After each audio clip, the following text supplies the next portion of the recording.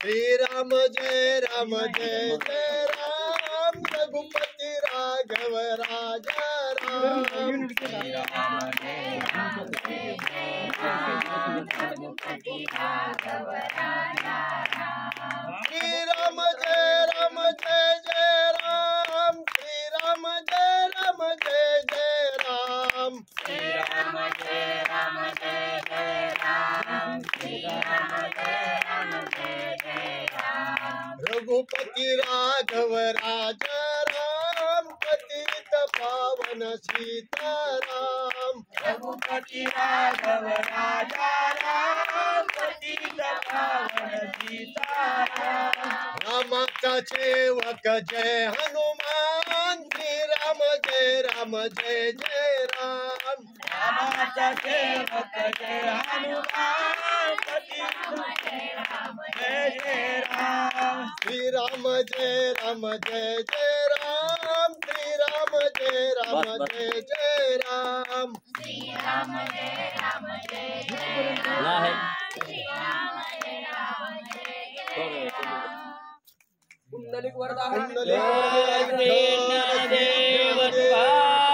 पंडरीनाथ भगवान की जय राजाधिराज प्रभु रामचंद्र भगवान की जय पवन सुत हनुमान की जय शिवदेव दत्त वासुदेव हरि हरि वक्र है मन की लोकाभिराम बंधाई होती त्याला राजीव नेत्रं रघुवंशनाथं कारुण्यरूपं करुणाकरन्तं श्रीरामचंद्रं शरणं प्रपद्ये आता जैसा हेसी तैसिया नमो तुझ श्रीराम राया तुझे कृपे रघुवर्या स्तुती वदवया सामर्थ्य नीलांबुज श्यामल कोमलांगम सीता समरोपित वाम भागम वाणो महासायक चारु चापम नमामि रामं रघुवंशनाथं कुंडलीक वरधारी विठ्ठल श्री ज्ञानदेव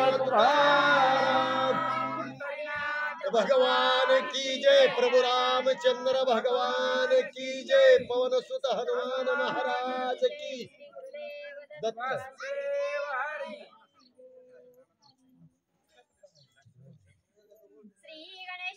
श्री प्रभु रामचंद्राय नमः श्री गुरुभ्यो नमः समुखे निज कीर्ती सर्वथन सांगे मारुती हे जाणुनी श्री रघुपती स्वयं प्रश्नोक्ती चालवित आज या ठिकाणी अखंड भावार्थ रामायण मधील ब्रह्मपत्र वाचन सोहळा उत्सव आहे भगवंताचा असणारा भव्य दिव्य आणि उत्सव आणि या उत्सवाला प्रारंभ भगवान श्रीरामचंद्र प्रसवन नावाची गुहा आहे आणि त्या गुहामध्ये सगळे वानर सैन्य बसलेलं आहे अनेक वानर सैन्य राजा सुग्रीवाचा आहे रामचंद्र लक्ष्मणजी हनुमानजी हात जोडून उभे बसलेले आणि माहिती होत हनुमंताला सोमुखे निज कीर्ती सर्वथान सांगे मारुती रामचंद्राने ओळखलं हनुमान सांगणार नाही आपल्याला विचारावं लागतंय आणि आपल्याला कोणी विचारित नाही तरी आपण सांगत असतो आणि हनुमंताचं तसं नाहीये रामचंद्राला माहिती आहे विचारल्याशिवाय बोलणारच नाही म्हणून स्वतःच्या मुखानं हनुमान त्यांची कीर्तीच सांगणार नाही म्हणून रामचंद्राने आदरानं बघा आदरानं अत्यंत मान सन्मानानं भगवंत काय विचारतात आदरे पूजे श्री रामचंद्र हनुमंता तू वनचर कैसनी तरलासी सागर सत्य साचार मज सांगे आणि भगवान श्रीरामचंद्र विचारतायत हनुमंता अथंग असणारा समुद्र या समुद्रावरती उल्लंघन कसं केलं लंकेमध्ये कसे गेला सीतेचा शोध कसा घेतला हे सगळं सविस्तर आणि सत्य सांगा रामचंद्र बोलतात ऐकोणी श्रीरामाचे वचन हनुमान गाली लोटांगण श्रीराम प्रताप महिमा समुद्र तरण वांडरा रामचंद्राचा प्रश्न ऐकला रामचंद्राने विचारल्यानंतर ना आधी हनुमंतानं लोटांगण घातलं भगवंताला नमस्कार केला आणि मग रामचंद्राच्या नामाचा प्रताप पुढे घातला आणि रामचंद्राच्या नामाने काय काय काय पराक्रम केला ते सांगायला सुरुवात करू लागले. श्रीराम नामाच्या उच्चारे जडमुड तरती भवसागर राममुद्रांकिता वानर तेने परपार पावलं. हनुमंत बोलतायत, अजून पत्र हातामध्ये नाही घेतलं. हनुमंताचं म्हणणं आहे, रामा अहो तुमचं नाव आहे आणि तुमच्या नावामुळं मी अथांग समुद्र, अहो तुमच्या नावानं संसार रूपी जन्म मरणाच्या संसारामधून तरुण जात. एवढं सामर्थ्य तुमच्या नावामध्ये आहे आणि त्याच नावाच्या बळानं हे असणाऱ्या समुद्रावर उड्डाण करून पलीकडे गेलो. हनुमान बोलतात, राम नामाचा कडकडाट भवसमुद्री पायवाट पायरी करोडी वैकुंठ होती प्रविष्ट परमगंभीर. आणि हनुमानजी सांगतायत राम नामाचं कडकडाट आहे. एकदा राम नाम आहे का, सदा नाम घोष करू हरी कथा, सदोदित राम नामाचा कडकडाट आहे. त्या राम नामाच्या उच्चारानं त्या असणाऱ्या समुद्रावरनं पायवाट करून त्या भवसागरामधून करून आम्ही राम नामाच्या बळावरती गेलो. हनुमान बोलतात, जे राम नाम की तलवार त्याने बुडवून शके सागर श्रीराम मुद्रांकिता वानर परपार पावलं.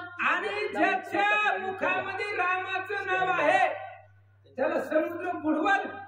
समुद्रामध्ये एवढी ताकद आहे का राम नाम धारकाला जो बुडवू शकेल? अजिबात नाही महाराज. कितीतरी संकट आलं तरी नामधारकापाशी संकटच येत नाही. त्याच्यामुळं तुमच्या नामामध्ये एवढं सामर्थ्य आहे, ज्याच्या मुखात तुमचं नाव आहे त्यालाही समुद्र बुडवू शकत नाही. आणि त्या नामाच्याच बळावरती पलीकडे गेलो. हनुमान सांगतात, श्रीरामे मुद्रा दिदली हाती ठेवाची बदला विजय वृत्ती श्रीराम मुद्रेची ख्याती श्रुती बोलती पुराणे. राम नामाचा कडकडाट असल्यामुळं ज्याच्या मुखामध्ये रामाचं नाव आहे आणि तो असणारा श्रुतीमध्ये सांगितलंय, वेदामध्ये सांगितलंय, पुराणामध्ये सांगितलंय, नकाचा उवाड राणे आईसे गर्जती पुराणे. अनेक वेदामध्ये सांगितलंय, श्रुतीमध्ये सांगितलंय, पुराणामध्ये सांगितलंय की भगवंताचं नाव ज्याच्या मुखामध्ये आहे त्याचाच विजय होतो असं नाथ महाराज बोलतात. श्रीराम मुद्रा समुद्र तरण श्रीराम मुद्रा सीतादर्शन श्रीराम मुद्रा रणखंडना लंकादहन श्रीराम मुद्रा. हनुमंताने एकाच वाक्यात सांगितलं महाराज, राम नामाच्या बळावरती समुद्राचं उल्लंघन केलं, राम नामाच्या ताकदीवरती लंकेचं शोधन केलं, राम नामाच्या ताकदीवरती सीतेचा शोध घेतला, जे सगळं केलं ते नामाची ख्याती आहे. हनुमान बोलतात, श्रीराम मुद्रा विजय प्राप्ती लंका भुवडी केली ख्याती आडनाव आम्ही मारुती आगाध करणी मुद्रेची. आणि रामचंद्र राम नामाच्या बळावरती एवढा जो पराक्रम केला तो तुमच्या सामर्थ्याने केला, तुमच्या नावाने केला. मी फक्त निमित्त आहे, आडनाव आहे. मी तुमच्या कार्यामध्ये कार्य करून घेणं तुमच्याकडे आहे, फक्त निमित्त मी आहे असं हनुमान बोलतात. इथे श्रीराम नाम स्मरण तेथे वीर धैर्य कीर्ती कल्याण ब्रह्मपावती सनातन ते वैमाना स्मरणाचे.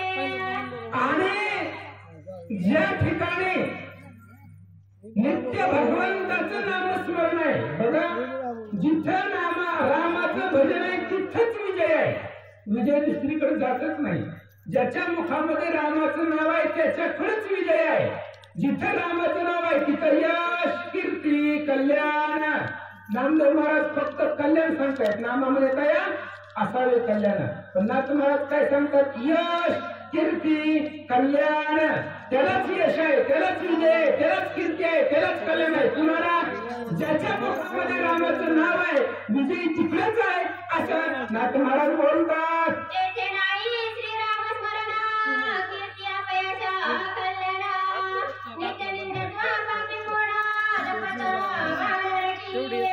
आणि जिथं रामाचं नाव नाही, जिथं रामाचं भजन नाही, जिथं रामाची कीर्ती नाही तिथं अपयश अकल्याण आणि अधपतन नरक आहे.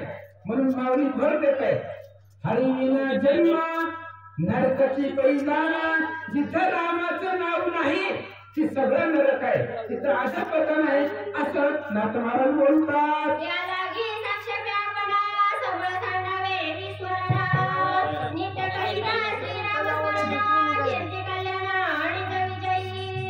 आणि याच्यासाठी नाथ महाराज सांगतायत सगळंच विसरावं, सगळं विसरलं तरी चालतंय पण रामाचं नाव विसरायचं नाही. जागृती स्वप्न सुषुप्तीमध्ये भगवंताचं भजन, भगवंताला विसरायचं नाही. सगळं विसरलं तरी एक रामाचं नाव घेतलं तरी जीवनाचं सार्थक आहे, कल्याण आहे असं नाथ महाराज बोलतात.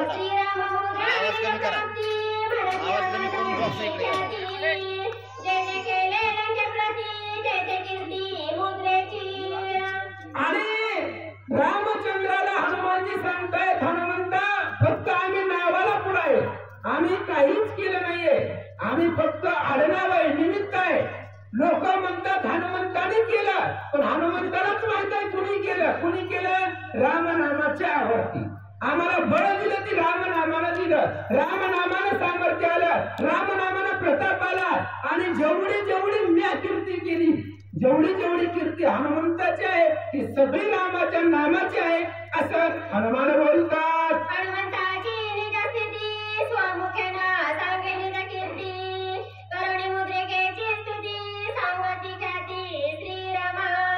रामाला सुद्धा माहिती महाराज मुंगीचेही जाणे मानस, मुंगीच्या मनातलं रामाला कळतंय, हनुमान तर समोरच होते. मग रामानं ओळखलं स्वतःच्या मुखानं स्वतःची कीर्ती हनुमान सांगणारच नाही. आपण कितीही विचारू द्या सांगणार नाहीये. मग त्यावेळेस भगवंता मुद्रिकेचं नाव पुढे केलं महाराज, रामनामाचा प्रताप पुढे केला आणि रामनामाचा प्रताप पुढे करून सगळी कीर्ती हनुमंताने सांगितले.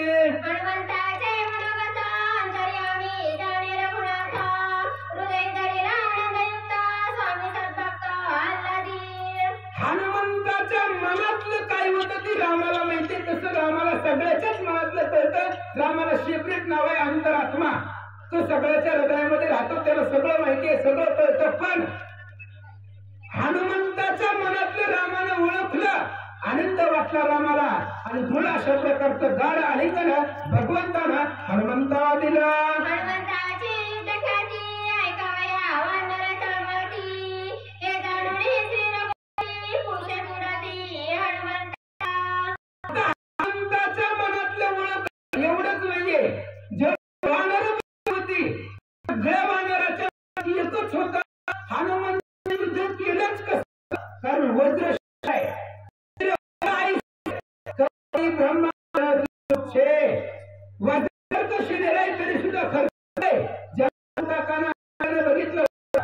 हनुमंताच्या अंगाला काटाने वरबडावी तसं वरबडलेलं होतं. मग याच्यावर अंदाज घेतला भयंकर युद्ध झालंय, मग तीच युद्ध ऐकायचंय ती वानरांना तळमळ होती आणि हीच तळमळ भगवान श्रीरामचंद्रांनी ओळखली आणि ओळखून हनुमंताला प्रश्न करतात.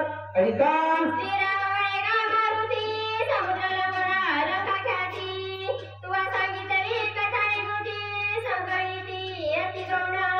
रामचंद्र बोलतायत हनुमंता, आनंद वाटला. सांगितलं काय सांगितलं, समुद्राचं उल्लंघन आणि लंकेमध्ये केलेली तुम्ही ख्याती किंवा लंकेमध्ये जाऊन आलात हे तुम्ही गौण सांगितलंय, पण आम्हाला गौण ऐकायचं नाही, आम्हाला रात्र घालवायचंय, संपूर्ण ऐकायचंय, समूळ ऐकायचंय. मग ते समूळ पहिल्यापासून सांगा असं भगवंत बोलतात.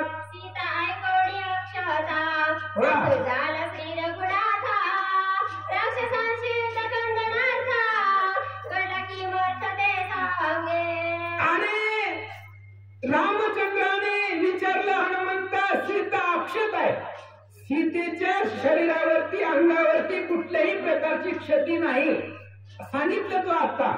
बर सीता अक्षत आहे, सीता सुखी आहे, सीता अशोकवनात आहे, रावणाच्या इथे सगळं कळलं, पण राक्षसांबरोबर युद्ध का केलं, राक्षसाबरोबर भांडणं का केली, ती भांडणं आम्हाला ऐकायचे, ती भांडणं केलेली सांगा.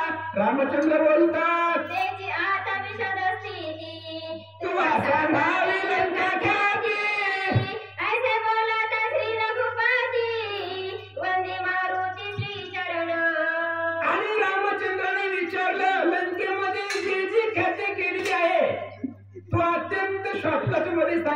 शौन सांगितले, पण आम्हाला समूळ ऐकायचंय, संकलित ऐकायचंय, पहिल्यापासून ऐकायचंय. त्याच्यामुळं लंकेमध्ये जो जो पराक्रम केलाय तो समूळ सांगा. भगवंत विचारतात, स्वमुखे सांगू नये स्वकीर्ती, वंचू नये स्वानिपाती, हनुमंतेची आरती, प्रजापती प्रार्थीला. मग हनुमंताने विचार केला होता, आपली स्वतःची कीर्ती स्वतःच्या मुखाने सांगायचीच नाही. मग याच्यासाठी हनुमंत लंकेत असतानाच ब्रह्मदेवाकडे गेले. ब्रह्मदेवाला विनंती केली. काय बोलतात ऐका. माझे समुद्र लंघन, लंके माझी सीता शोधना, स्वामीने कृपा करणा, पत्र लिहून मग द्यावे. हनुमंतराय ब्रह्मदेवाकडे गेले. ब्रह्मदेवाला सांगितलं, महाराज आम्ही लंकेमध्ये आल्यापासून जेवढं जेवढं काही घडलेलं आहे तुम्हाला माहितीये, त्यामुळे एका पत्रावरती लिहा म्हणले. तुमचा अक्षर बी चांगला आहे, रामाला लक्ष्मणाला ओळखू येईल, त्याच्यामुळे तुम्ही लिहा. जे जे लंकेमध्ये केलेलं आहे सगळे लिहा आणि ते असणारं पत्र मला लिहा, असं ब्रह्मदेवाला हनुमान बोलतात. तुझे हातीचे ब्रह्मलिखित, देखोनी सीता शुद्धार्था, सत्य मानील श्री रघुनाथा, शीघ्र कार्यार्थ साधेल. हनुमंताने सांगितलं, महाराज तुम्ही जर लिहिलं तर रामाला खरं वाटेल. मग हनुमंताने जर डायरेक्ट सांगितलं असतं तर खोटं वाटलं असतं का? हनुमंताने जर सांगितलं असतं तर रामाला खोटं वाटलं असतं का? हनुमान इथं असं का म्हणतायत, तुम्ही जर लिहिलं तर रामाला खरं वाटेल. कारण ब्रह्मदेव जिथं राहतात तिथलं नावच आहे, गावाचं नाव आहे सत्य लोक. जिथं असत्याची वार्ताच नाही, असे असणारे सत्य लोकात राहणारे ब्रह्मदेव, तुम्ही जे जे बोलाल, जे जे लिहाल ते ब्रह्मलिखित आहे, ते त्रिकालबाधित सत्य आहे. त्याच्यामुळे तुम्ही जर लिहिलं तर ते रामाला खरं वाटेल. रामाला खरं वाटण्यासाठी, रामाच्या आनंदासाठी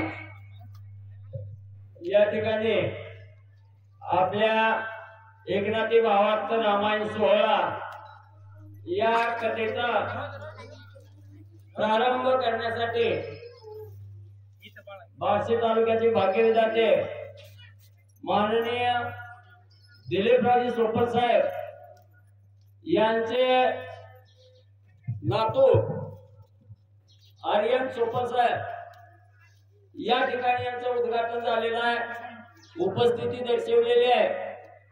तरी त्यांच्या हस्ते रामाच्या प्रतिमेचं पुष्पहार घालून स्वागत करू. चालू दे तुमचा. तुझ्या हातीचे ब्रह्मलिखित, देखोनी सीता शुद्धार्था, सत्य मानील श्री रघुनाथा, शीघ्र कार्यार्थ साधेल. आणि हनुमानजी बोलतायत, महाराज ब्रह्मदेवा तुमच्या हाताने जर लिहिलं, तुम्ही लिहिलं तर ते रामाला खरं वाटेल. त्याच्यामुळं रामाच्या आनंदासाठी किंवा रामाला खरं वाटण्यासाठी तुम्ही लिहा, ते पत्र लिहून माझ्याकडे द्या, असं हनुमान बोलू लागले. ऐकोनी कपीचे वचन, संत झाला चतुर नाना, हनुमंताचे कीर्ती कथना, जिंदगी उडतात. हनुमंताचं बोलणं ऐकलं महाराज. हनुमंताला बुद्धिमत्तान वरिष्ठ, बुद्धिमत्तांमध्ये वरिष्ठ म्हटलं जातं. आणि असे असणारे हनुमंतराय, ते हनुमंतरायानं बोलल्यानंतर ब्रह्मदेवाला आनंद वाटला. चतुराई हनुमंताचे आनंद वाटून जे रामचंद्राच्या सेवक हनुमंतर आहे त्यांनी जेवढी जेवढी सगळी कीर्ती केलेली आहे ती सगळी कीर्ती एका पत्रावरती लिहिली आणि ते पत्र हनुमंताच्या हातात दिलं. संतोषी प्रजापती, पत्र देवळी हनुमंताची, आणि लीलाची प्रीती, विजय सर्वार्थी पावावी. हनुमंतांच्या सांगण्यावरनं ब्रह्मदेवानं संकलित पत्र लिहिलं आणि ते पत्र सगळं समूळ होतं. किष्किंधाकांडाच्या 17व्या अध्यायापासून ब्रह्मदेवाने लिहायला सुरुवात केली होती आणि सुंदरकांडाच्या 23व्या अध्यायापर्यंत समूळ असणारं पत्र ब्रह्मदेवानं लिहिलं आणि ते पत्र हनुमंताकडे दिलं. हनुमंतानं घेतलं, तेच पत्र घेऊन रामचंद्राकडे आले. ते पत्र घेऊन हनुमंत, स्वयं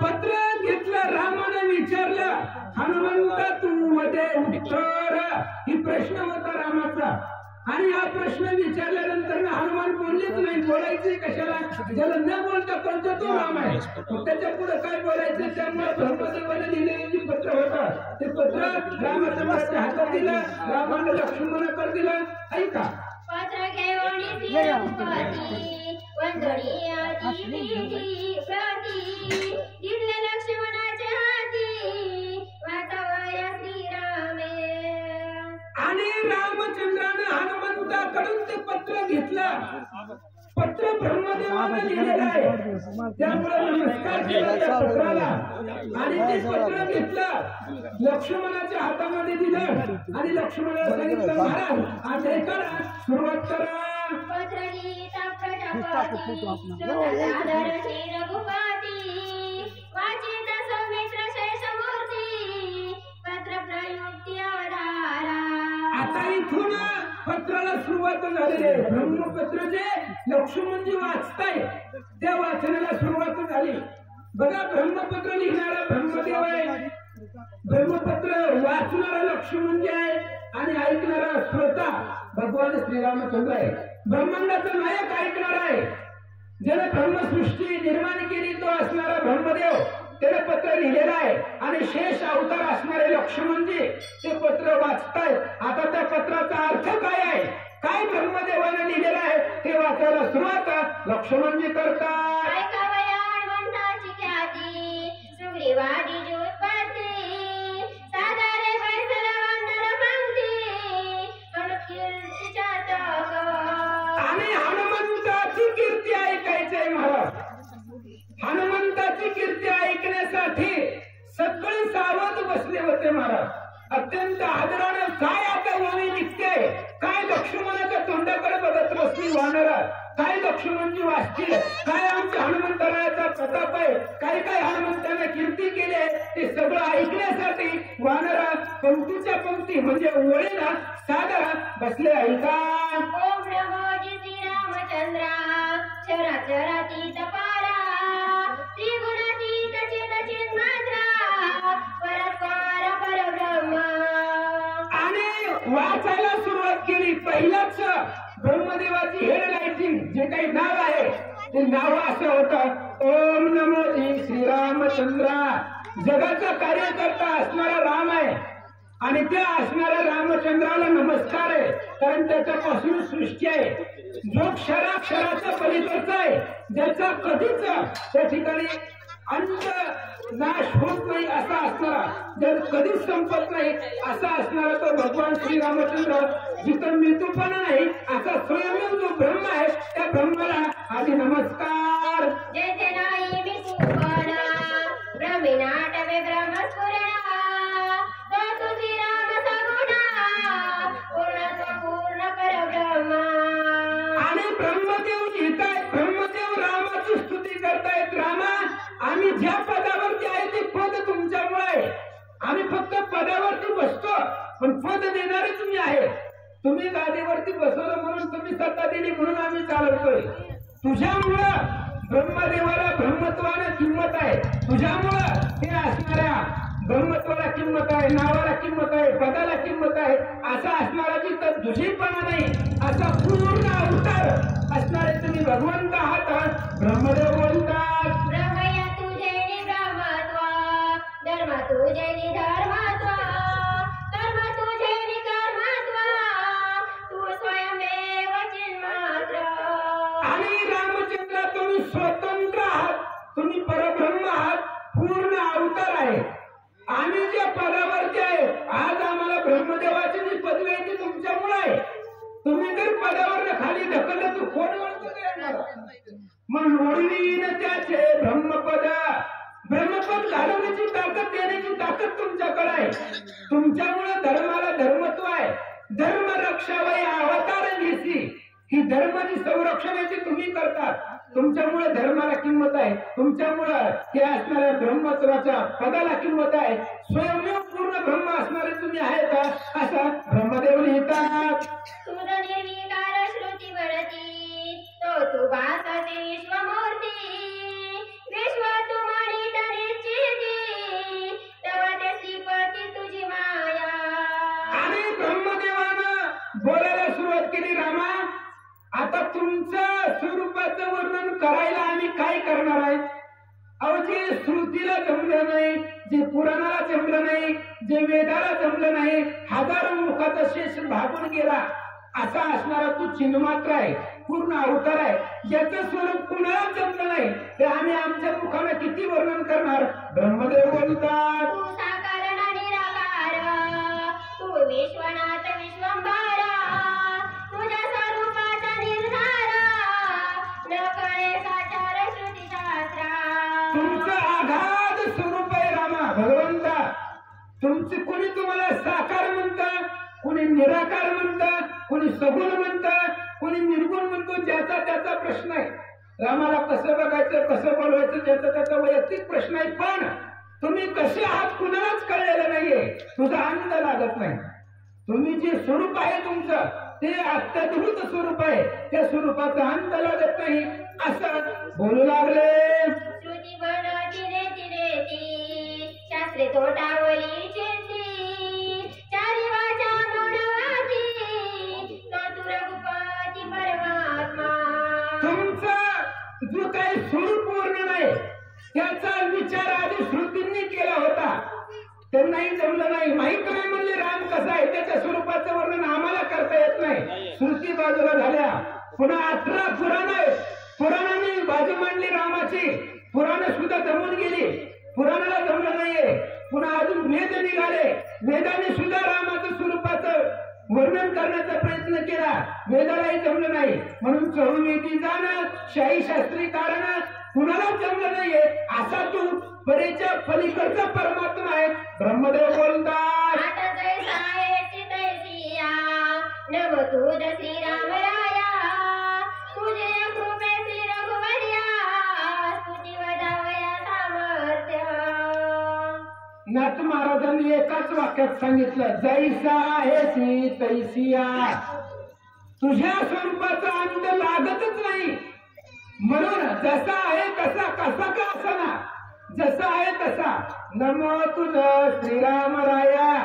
तुम्ही जसे आहात तसे असताल, कारण तुमच्या स्वरूपाचा अंत कुणालाच लागला नाही. आम्ही काय इथं बसून काय वर्णन करणार आहे? काहीच नाही. म्हणून जसं आहे तसं तुम्हाला नमस्कार असो. आणि इथं बसून सांगण्यासाठी तुझे कृपे, तुमच्या कृपेमुळं हे असणारे स्तुती वदण्याचं तुमचं पुरुषार्थ वर्णन किंवा हनुमंताचा प्रताप वर्णन करण्याचं सामर्थ्य तुम्हीच देणार आहे असं ब्रह्मदेव बोलतात. तू परंपार अनंत अवतार अवतारी तू रघुनाथ तुझा सेवा कोण म्हणता त्याचा अद्भुत पवाडा. आणि लक्ष्मणजी वाचू लागले, ब्रह्मदेवजी बोलतायत, रामा तुम्ही अप्रमेय आहे, तुमचं असणारं प्रमाणच नाही. प्रमाण नव्हे रामा. रामाचं प्रमाण देता येईल असं समानतेला कुणीच नाही जगामध्ये. सर्वाधिक श्रेष्ठ ब्रह्मा शिव विष्णू आज्ञा वंदिता आईचा तो समर्थ श्रीरामा. अशा प्रकारचे तुम्ही समर्थ आहात, बलवान आहे. आणि असे असणारे तुम्ही आहात.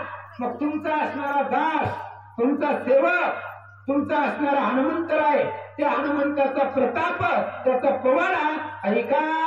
लंगोडिया कंपती एवढी अलंके प्रती हनुमंतच केली त्याची ख्याती ते तू रघुपती अवतारी. ऐका ऐका रामचंद्रा, तुमचा असणारा हनुमंतराय समुद्राचं उल्लंघन करून लंकेमध्ये गेले आणि लंकेमध्ये गेल्यानंतर ना त्या हनुमंतानं काय काय पवाडा केला, काय काय प्रताप केला, काय काय सामर्थ्य केलं, कशी कशी ख्याती केली, सर्व सांगतो ऐका. तू अवतार श्री रामचंद्र तुझ्या गंगे चारित्र तुझा रंग पाले खैरा हनुमान वंदना गम्य. आणि ब्रह्मदेव पुढे बोलू लागले, लक्ष्मणजी वाचतायत, रामा तू अपरंपार आहे. आणि तुमचा असणारा दास जो हनुमंत आहे त्या हनुमंताचा अद्भुत पवाड आहे, अत्यात अद्भुत कीर्ती तुमच्या असलेल्या हनुमंताने केले आणि त्याच कीर्तीचा प्रताप वर्णन सांगतो ऐका. आगम्य हनुमंताची ख्याती, आगम्य हनुमंताची गती, आगम्य हनुमंताची ख्याती, आगम्य हनुमंताची कीर्ती, ऐके रघुपती पुरुषार्थ. ऐका रामचंद्र ऐका, ज्या गतीनं हनुमान गेले ती गती अगम्य आहे. हनुमंताची गती सहज उड्डाण जरी केलं हनुमंतानं, मनाच्या वेगाला मागं टाकलं, गरुडाच्या वेगाला मागं टाकलं आणि हनुमानच्या गतीने गेले. कसे गेले? श्रीरामाचा बाण सवेग रीतीने जातो त्या पद्धतीने हनुमंत गेले. हनुमंताची जाण्याची गती अगम्य आहे, ती लक्षामध्ये येत नाही. त्या गतीच्या पलीकडे हनुमंतराय गेले.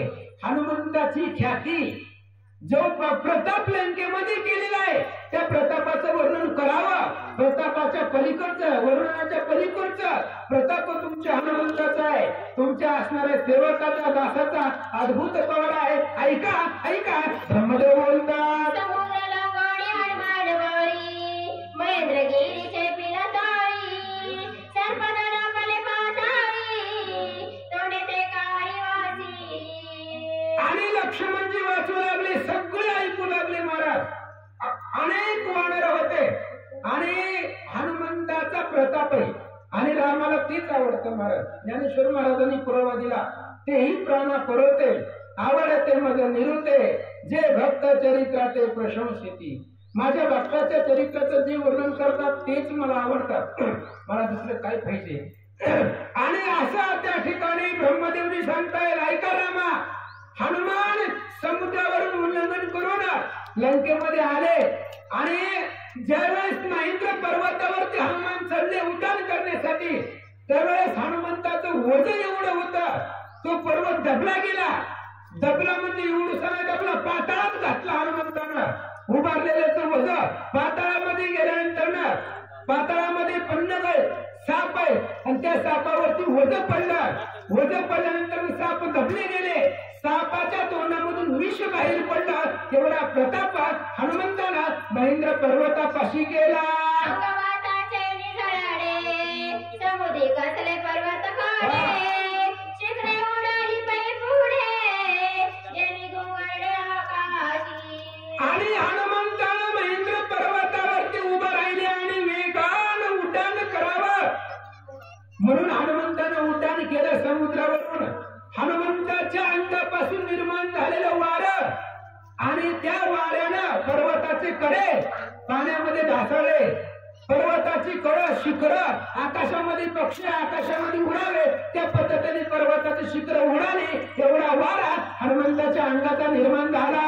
उड्डाण वाताचे निघल खारे, बसली मेघांची दातारे, दिग्गज कापाची धारारे, आले शहारे कलिकाला. हनुमंताचा उड्डाणाचा जो वारा होता त्या वाऱ्यानं कळीकाळाची मेघांची दातखिळी बसली. शहारे आले, अंगावरती काटा उभा राहिला. कळीकाळाच्या पाहणाऱ्याच्या जीवजंतूच्या एवढा आघात पराक्रम हनुमंताचा आहे. उड्डाण काळीचा कल्लोळा, उसंबळवले समुद्र जाळा, सत्यलोकी पर्जन्य काळा, ध्रुवमंडळाती मिंडोले. ज्यावेळेस हनुमंताचं उड्डाण समुद्रावरून निघालं त्यावेळेस ते पाणी होतं समुद्रातलं, ते पाणी सत्य लोकांपर्यंत गेलं. ब्रह्मदेवाने विचार केला, पाऊस वरनं खाली पडत असते, आज खालनं वर यायला लागलं. पाणी कुठून चाललं होतं, खालून पाणी सत्य लोकांपर्यंत गेलं होतं. ही उड्डाणाचा पराक्रमाचा वारा आहे, त्याच्या सामर्थ्यानं सत्य लोक भिजून गेला. कळी काळाला शहारे आले, एवढा पराक्रम हनुमंताने केला. उड्डाण काळ दुर्धर मोठा, उमा जोमारी नीलकंठ, रंगसापाटी वैकुंठा, भयसंकटी सौरभी. भयंकर उड्डाण काळ होता, दुर्धर होता. त्या उड्डाण काळामध्ये लक्ष्मी घाबरली. लक्ष्मीनं भगवान श्री विष्णूला मिठी मारली. पार्वतीनं महादेवाला सावध केलं, महाराज बघा म्हणले काय चाललंय पृथ्वी तलावरती, तुमच्या परमिशन शिवाय प्रलय काय होतोच कसा, कारण प्रलय करणं ही तुमची सत्ता आहे. मग तुमच्याशिवाय पृथ्वीवरती अशी अवस्था कशी झाली. पार्वतीला महादेवाला मिठी मारले. सकाळी कपी दूर झाला सूर्यरागाची खेचारा सीता गंधर्व विद्याधारा नर किन्नर कापती.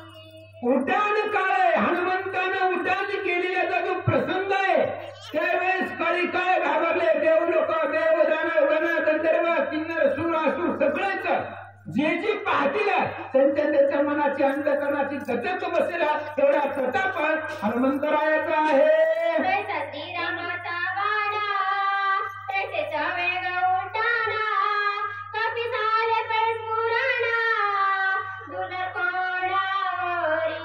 रामा जसा तुमचा बाण आहे तसा हनुमंताचे उड्डाण आहे. तुमच्या बाणाची गती गमनीय नाही ती अगम्य आहे. तशाच पद्धतीने उड्डाण काय होता हनुमंताचा. जसा रामाचा बाण जावा त्याच पद्धतीने हनुमंताचं उड्डाण समुद्रावरून निघालं. श्री गणेशाय नमः श्री सरस्वते नमः श्री प्रभू रामचंद्राय नमः. पावया हनुमंताची शक्ती मिळवूया देव समजती सुरसागारी शरणोक्ती मार्गरोधार्थी हनुमंता. श्री गणेशाला वंदन करून प्रभू रामचंद्राचं स्मरण आणि सद्गुरूशी शरण जाऊन कथेत अनुषंगाने नाथराय सांगू लागलेले आहेत. ज्याप्रमाणे असणाऱ्या प्रभू रामचंद्राच्या धनुष्यातून असणारा बाण त्या ठिकाणी सुटावा, जसा असणाऱ्या मनोवेगानं बाण त्या ठिकाणी जावं, आपलं कार्य त्या ठिकाणी साधावं, त्या वेगानं हनुमंतरायांवर असणारं उड्डाण आहे. वायू वेगाच्याही पलीकडे असणारं उड्डाण त्या ठिकाणी हनुमंतरायानं घेतलेलं आहे. सर्व 33 कोटी देव आश्चर्यचकित त्या ठिकाणी झालेले आहेत. देवाने ओळखलं गेलं कुठलंही कार्य यशस्वी होण्या अगोदर त्या साधकाची असणारी परीक्षा त्या ठिकाणी घ्यावी लागते. आणि जर परीक्षेत उत्तीर्ण त्या ठिकाणी झाला तर नक्की हा असणारा पुढे त्या ठिकाणी असणारं कार्य करण्यामध्ये कसलीही कमतरता त्या ठिकाणी नाही हे कळलं जातं. म्हणून 33 कोटी देवाने विचार केला हनुमंताची असणारी परीक्षा घ्यावी. शकतोय का, कटाळतोय का, अर्धवट कार्य त्या ठिकाणी सोडतोय का, कुणाला मिळतोय का, हे परीक्षा घेण्यासाठी असणाऱ्या देवानी योजना आखली.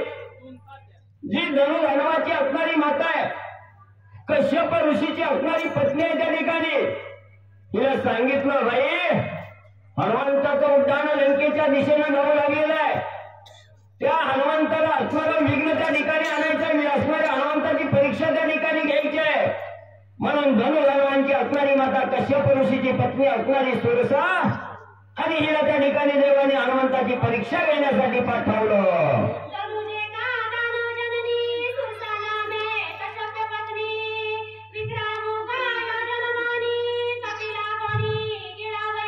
लगेच असणाऱ्या धनुधर्मांची आई आहे, माता आहे, कश्यप ऋषींची असणारी पत्नी आहे त्या ठिकाणी. देवाने आज्ञा केली, प्रमाण त्या ठिकाणी मानली गेली आणि हनुमंतरायाला असणारं विघ्न आणण्यासाठी त्या ठिकाणी बसलेले आहे. एक असणारा खालचा जबडा असणाऱ्या पृथ्वीवर आहे, दुसरा जबडा असणाऱ्या आकाशाला त्या ठिकाणी पसरलेला आहे.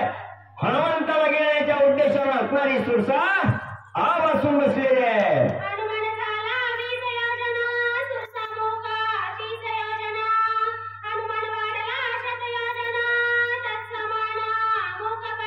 लगेच असणाऱ्या सुरसेला जवळ पसरला गेला. हनुमंतरायांनी बघितलं मला अकर्ती काय. हनुमंत असणाऱ्या सुरसेनं 20 योजनमध्ये असणारं 20 चौक 80 कोसाचा असणारा जबडा त्या ठिकाणी उंच पसरला गेला. हनुमंतांनी तिच्याही पेक्षा असणारं 30 असणाऱ्या योजनेमध्येच असणारा 120 कोसाचा असणारा जबडा त्या ठिकाणी पसरला गेला. त्यावेळेस हनुमंताला सुरसेनं सांगितलं 120 कोसाचा जबडा त्या ठिकाणी पसरते. एवढंच नाही म्हणजे आता त्याच्यापेक्षा डबल असणारा जबडावाली सुरसेनं त्या ठिकाणी पसरला गेला. तिच्याच बरोबरीनं हनुमंतराया त्या ठिकाणी आपला असणारा आणि वेग त्या ठिकाणी उंचीवर नेऊ लागलेले आहेत.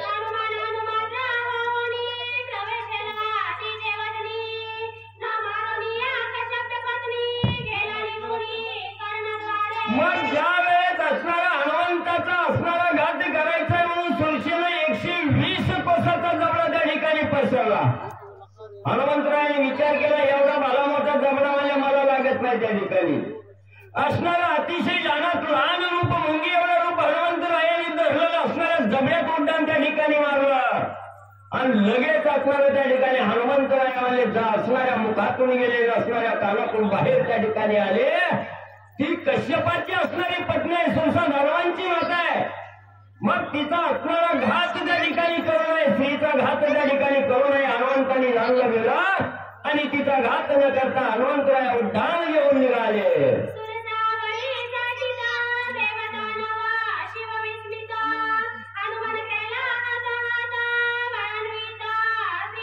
ज्यावेळेस हनुमंताची मुली असणाऱ्या सुरशीच्या मुखामध्ये पडली गेली, सुरशीला वाटलं आता गेलं हनुमंताला.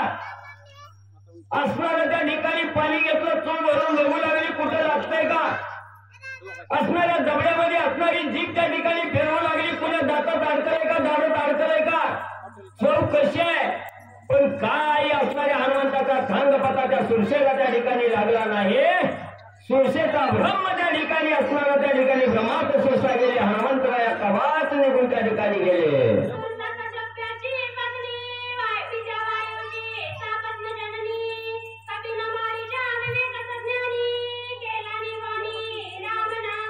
मग त्या सुरशीचा घात असणाऱ्या हनुमंतरायांनी का केला नाही. असणारी सुरसा ही कोण होती, कश्यप ऋषीची पत्नी त्या ठिकाणी होती. देवांची असणारी आई आहे त्या ठिकाणी, सावतर आई आहे. मग देवापैकी असणारे पवनदेव आहे, हनुमंतरायाचे वडील आहे. म्हणून हनुमंतरायाने विचार केला, आपल्या वडिलाची सावतर का होईना पण आई आहे, आपली आजी आहे. मग आजीचा कसा घात त्या ठिकाणी करायचा, वडिलाच्या कोळीचा कसा घात त्या ठिकाणी करायचा, हा विचार हनुमंताने केला. न मारता असणारा त्या ठिकाणी सुरसेला चलन हनुमंतरायाने उड्डाण पुढे त्या ठिकाणी केलं.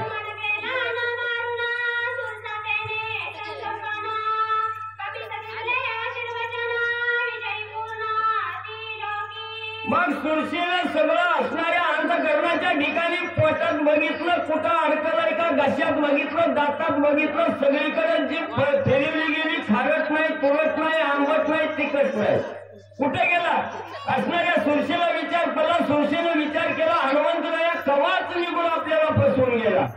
सुरसा आनंदीमय त्या ठिकाणी झाली, आनंदी झाली. आपला असणारा घात त्या ठिकाणी केला नाही. एवढं विघ्न असणाऱ्या रामभक्तावर आपण त्या ठिकाणी आणलं तरी आपला घात न करता रामभक्त त्या ठिकाणी निघून गेला, कार्य साधण्यासाठी निघून गेलेला आहे. सुरसेला आनंद त्या ठिकाणी झाला आणि हनुमंताने आपला घात केला नाही याचा आनंद झाल्यामुळे असणाऱ्या सुरसेनं हनुमंतरायाला आशीर्वाद त्या ठिकाणी काय दिला गेला.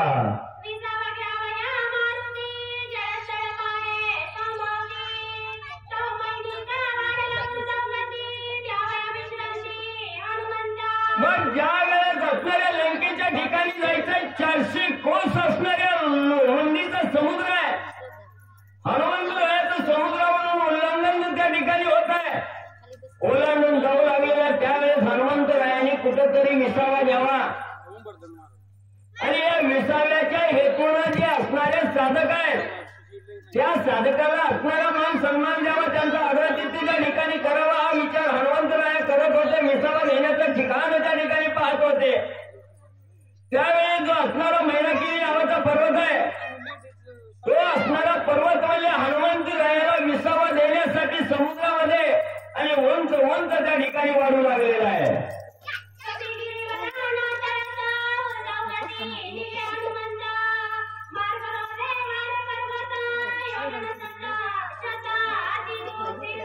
मग पर्वतालाही त्या ठिकाणी विचार सुचला, रामभक्त असणारं कार्य करण्यासाठी जावं लागलेलं आहे. मग रामभक्ताला असणारा आदर द्यावा, विसावा त्या ठिकाणी द्यावा, त्याच्या असणाऱ्या चरणाचा स्पर्श आपल्यालाही त्या ठिकाणी व्हावा, आपलाही उद्धार व्हावा. त्या पर्वताने विचार त्या ठिकाणी केला. हनुमंतरायाचं जसं जसं उड्डाण उंचीवर त्या ठिकाणी जातं तसं पर्वत त्या ठिकाणी वाढू लागला. पण हनुमंतरायाला विसाव्याची गरज नव्हती. हनुमंतांनी त्या पर्वताला त्या ठिकाणी स्पर्श करायचं सोडलं. जसा पर्वत वाढेल तसं हनुमंतरायावरही वाढू लागले. पण त्या पर्वतावर काही विसावा घेण्याचं नाव हनुमंतराया येईनार.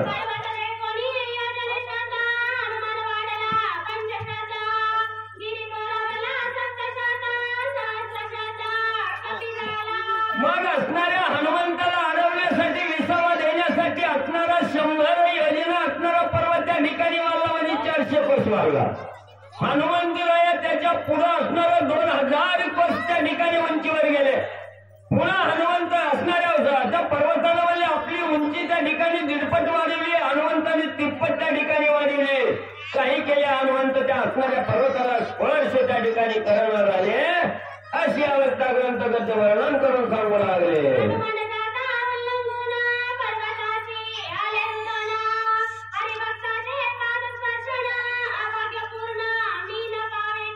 मग एवढा आटापिटा असणारा मैनागिरी पर्वत त्या ठिकाणी करू लागला.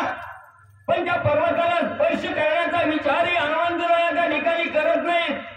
माझ्यावरनं उल्लंघन करून हनुमंतराया पुढे जाऊ लागले. पण मला चरण स्पर्श त्या ठिकाणी देईना गेले. पर्वताने विचार केला. थोडा मनाच्या ठिकाणी खिन्न पर्वत त्या ठिकाणी झालेला आहे. काय करावं?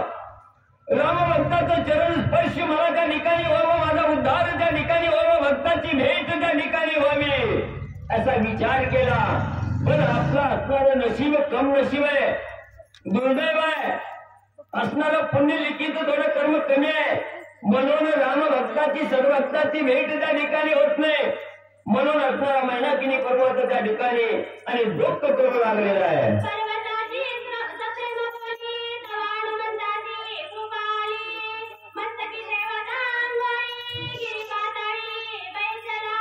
आणि ज्या वेळेस असणारा भक्त भगवंताच्या दारात भगवंताच्या चरणाजवळ जाऊन ज्या वेळेस रडतो, आपलं दुःख त्या ठिकाणी मांडतो, त्यावेळेस असणाऱ्या भगवंताला निश्चिम असणारा त्या ठिकाणी कळवला येतो.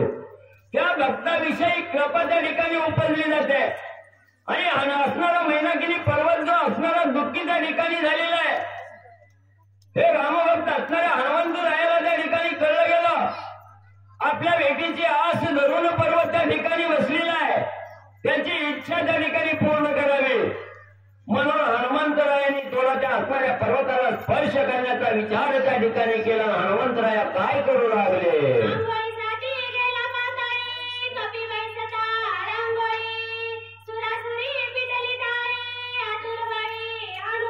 मग हनुमंतरायाने विचार केला या असणाऱ्या पर्वताचं समाधान त्या ठिकाणी करावं. म्हणून हनुमंतरायाने निस्ता असणाऱ्या पायाच्या अंगठ्याचा असणारा स्पर्श पर्वताला त्या ठिकाणी केला.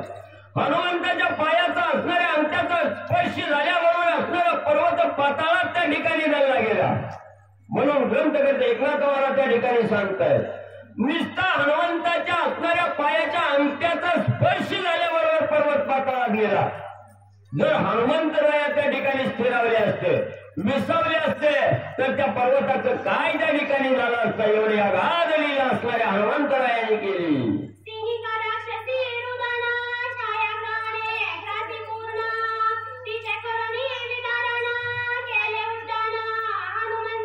मग तिथून पुढे असणाऱ्या हनुमंतरायाने त्या पर्वताचं समाधान केलं. तिथून पुढे त्या ठिकाणी गेले आणि तिथं असणारी पुनावली समुद्रात असणारी सिंहिका नावाची राक्षसी नाही. ही अशी आहे त्या ठिकाणी आकाशातून कोणीही जात असलं त्याची सावली जर म्हणजे असणाऱ्या पाण्यावर त्या ठिकाणी पडली तर त्या सावलीच्या आगाहेमध्ये वरच्या जीवाला त्या ठिकाणी खेचून घेणारी सिंहिका राक्षसी त्या ठिकाणी होते. ती त्या असणाऱ्या हनुमंताला अडवण्यासाठी त्या ठिकाणी आली. हनुमंताने त्या सिंहेशी राक्षसनीचा सुद्धा काटा त्या ठिकाणी काढला आणि आपलं कार्य करण्यासाठी पुढे तत्परता दाखवली.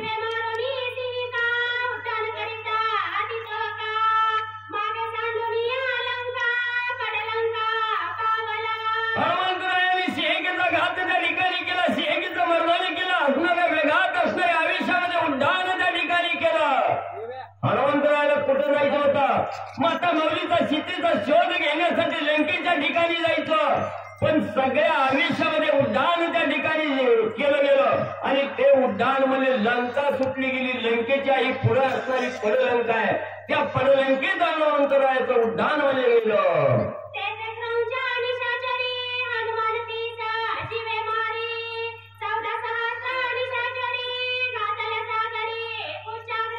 मग म्हणजे असणारी ही लंकेच्या पुढे असणारी पडलंका आहे, जिथं राजा रावणाची असणारी बहीण आहे. तिचं नाव आहे क्रौंच्या नावाची राक्षसी नाही. ती त्या पडलंकीचं राज्य करते. सर्व असणारं स्त्रियेचं मंडळ बरोबर घेतलेलं आहे. सभेच्या ठिकाणी मुकरण असणारी क्रौंच्या बसलेली आहे. सभा भरलेली आहे. तेवढ्यात हनुमंतरायाचं उड्डाण धनश्रीमध्ये त्या क्रमचेच्या समोरच्या ठिकाणी पडलं. पडल्याबरोबर थोडं सुद्धा इकडे नाही, त्या क्रमचेच्या ओकांडी हनुमंतरायाचं उड्डाण त्या ठिकाणी पडलं. पडलं म्हणून असणाऱ्या त्या ठिकाणी क्रमच्या व्याकुल झाली, विमळ त्या ठिकाणी झाली. सगळी बघायला आली कसलं माकड आहे, कोण आहे, कुठलं आलंय म्हणून. त्याच वेळेस सगळे असणाऱ्या राक्षसनीचा असणारा महाराज आपल्या शेपटीमध्ये त्या ठिकाणी बांधला. पितृंड असणाऱ्या हनुमंतरायाने शेपटीनं बांधला गेला. गरगर गरगर आकाशात त्या ठिकाणी फिरवून समुद्रात फेकून दिलं.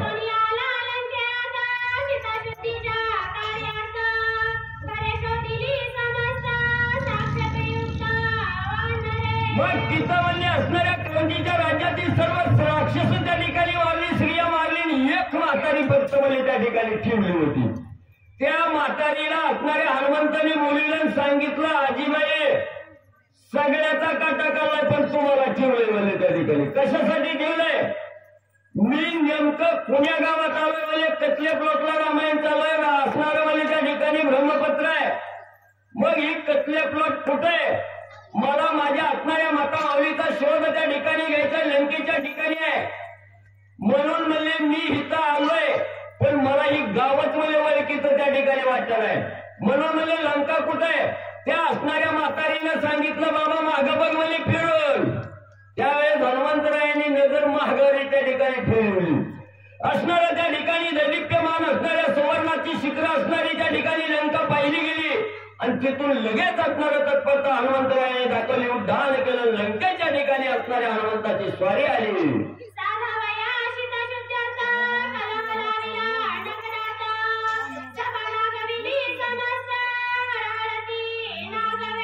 मग त्या ठिकाणी हनुमंतरायाने आला. सीतामाऊलीचा शोध घेत असताना त्या ठिकाणी सहजासहजी घ्यायचंय का? एकमेकात भांडणं त्या ठिकाणी लावल्याशिवाय कुठली तरी कानपूर त्या ठिकाणी लागत नाही. मग असणाऱ्या राजा रावणाच्या सभेच्या ठिकाणी गेला. तिथं सगळं दिवा विजवलं. सगळ्या सभा मंडळीच्या ठिकाणी सगळ्याला त्रासून सोडलं. राजा रावणाची सभा उघडी नागडी त्या ठिकाणी करून हनुमंतरायाने सोडली. राक्षसाला त्रास त्या ठिकाणी दिला.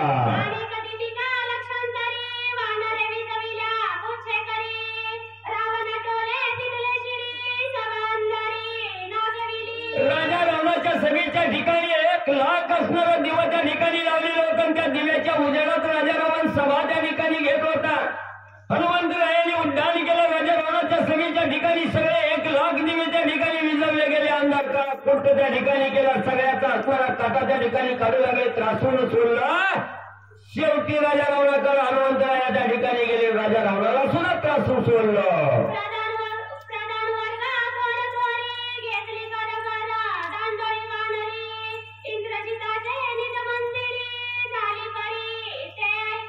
मग असणारी राजा रावणाची जी असणारी प्रधान मंडळी आहे आणि असणारी जी कुमार आहेत यांना असणारा धाक त्या ठिकाणी लावला. त्यांची मोहरी त्या ठिकाणी केली. पुन्हा हनुमंतरायाने विचार केला, राजा रावणाचा असणारा थोरला मुलगा इंद्रजित आहे म्हणे त्या ठिकाणी. लय बलाढ्य आहे म्हणजे बघू म्हणे त्याच्या अंगी किती ताकद आहे. म्हणून इंद्रजिताच्या घराकडे हनुमंतरायाचा मोर्चा आणि फिरला गेला.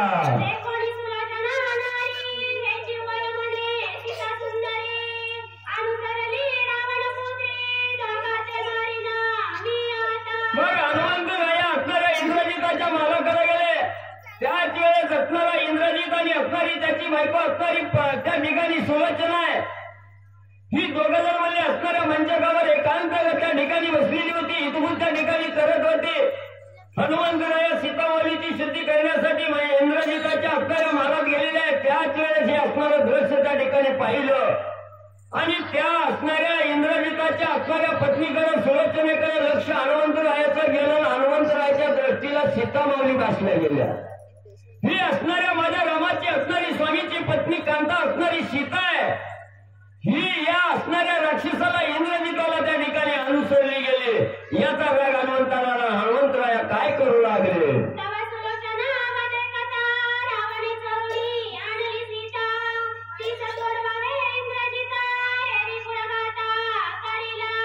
मग त्या ठिकाणी असणारी सुलोचना आणि असणाऱ्या म्हणजे त्या ठिकाणी इंद्रजिताचं संभाषण त्या ठिकाणी होतं. असणारी सुलोचना सत्य पतिव्रत आहे. आपल्या पतीला इंद्रजिताला सांगू लागलेले आहे, स्वामीवर्या तुमच्या असणाऱ्या बापानं माझ्या असणाऱ्या सासऱ्यानं ज्याचं नाव राजाराम आहे त्यांना असणाऱ्या म्हणजे अखिलपती ब्रह्मांडाचा नायक असणारे प्रभू रामचंद्र आहेत. या असणाऱ्या रामाची सीता चोरून आणलेली आहे आणि त्या असणाऱ्या जी सीता म्हणजे चोरून आलेली आहे ती सीता म्हणजे त्या रामाला माघारी द्यायला लावा, नाहीतर तुमच्या माझ्या सहित सगळ्या कुळाचा सर्वनाश झाल्याशिवाय राहणार नाही. स्वामी असणारी सुलोचना इंद्रजिताला सांगू लागलेल्या हनुमंतराया ऐकू लागलेले आहेत.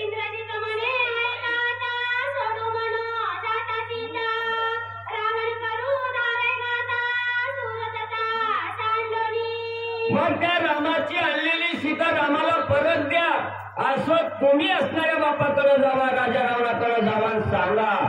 असं ज्या वेळेस सुलोचनेनं असणाऱ्या इंद्रजिताला सांगितलं, इंद्रजित सांगू लागला, हे प्रिय मी असणाऱ्या त्या ठिकाणी मग मला बी त्या ठिकाणी वाईट वाटतंय, मला बी त्या ठिकाणी चांगलं वाटायला गेलंय, पण काय करू, ज्यावेळेस मी असणाऱ्या बापाकडे जाईन राजा रावणाला असणाऱ्या त्या ठिकाणी ज्ञानाच्या गोष्टी सांगणार की रामाची सीता रामाला परत करा, असं जर मी त्या ठिकाणी बापाला सांगायला गेलो तर कुणाच्याही पोरानं असणाऱ्या बापाला जर ज्ञान पाळवायचं म्हणलं तर बापाला काही सुख वाटेल का?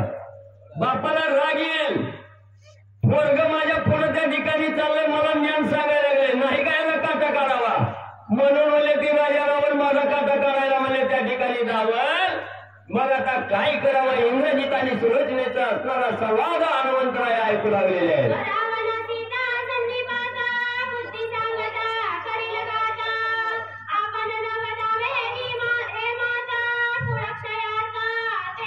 राजा रावणाविषयीचं असणारा त्या ठिकाणी इंद्रजित सुलोचनेला सांगू लागलेला आहे, प्रिय राजा रावणाला सीतामाई विषयी असणारा संनिपात झालेला आहे आणि एखाद्या साधकाला एखादी प्रिय गोष्ट त्या ठिकाणी प्राप्त करण्यासाठी वाटेल ते करत असतो, वाटेल ते जीवाचं रान त्या ठिकाणी करत असतो. जीव गेला तरी मिळत पण ती वस्तू प्राप्त त्या ठिकाणी करून घेईल असा विचार त्या ठिकाणी होतो, डोक्याला मनस्ताप त्या ठिकाणी करतो. तोच संनिपात सीतामाई प्राप्त करण्यासाठी असणाऱ्या राजा रावणाला झालेला आहे.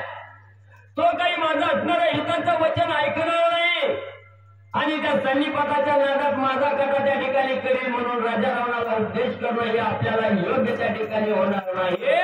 इंद्रजित आणि सुलोचनेला सांगू लागलेलं आहे.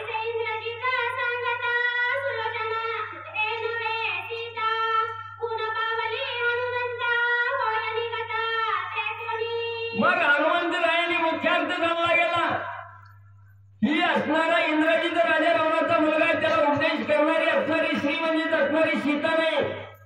सीता असती तर राजा रावणाला म्हणले त्या रामाची सीता रामाला द्या म्हणून सांगेल का?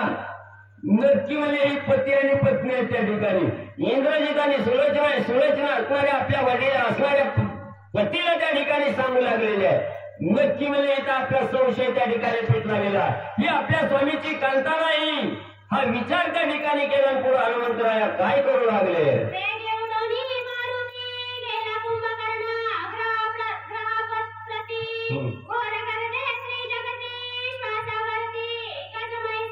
मग आता इथं सीता मावली नाही, विचार बदलला. भलं मोठं उड्डाण त्या ठिकाणी केलं. राजा रावणाचा असणारा ज्येष्ठ बंधू असणारा कुंभकर्ण आहे. ज्या असणाऱ्या महालात कुंभकर्ण राहतोय तिथं हनुमंताची स्वारी गेली. गेल्याबरोबर दारात गेल्याबरोबर उघडा म्हणायचं तर कामच त्या ठिकाणी नव्हतं. सतार दार म्हणजे त्या ठिकाणी उघडं होतं आणि आतमध्ये घर घर घर घर भरण्याचा आवाज त्या ठिकाणी आला. असा अगरबमच्या तगडबम बाबा पसरलेला, हात पाय पसरलेला आहे, मोठमोठ्यानं त्या ठिकाणी घुरू लागलेला आहे आणि नाकावाट श्वास घेत होता. त्या श्वासासंगमध्ये कितीतरी म्हशीचं कळपच्या कळपणे त्याच्या नाकात त्या ठिकाणी आणि जात होत.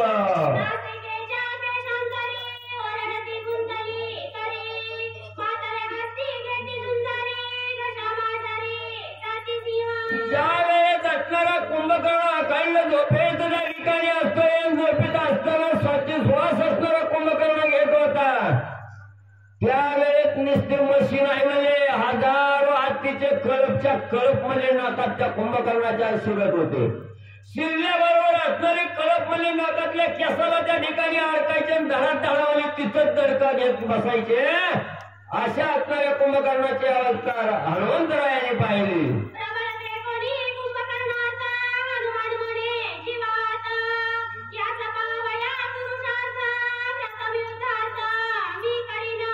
मग हनुमंतरायाने बघितलं झोपलंय, ही किती जीवाला त्रास म्हणले त्या ठिकाणी देते. आता म्हणले पहिली भवानी म्हणले हिथच पहिला नारळ त्या ठिकाणी फोडावा. ह्याच्या अंगात किती बळ आहे, किती सामर्थ्य आहे, किती ताकद आहे म्हणले ही बघावं म्हणले. असा विचार हनुमंतरायाने केला. काय कार्य हनुमंतराया करू लागले.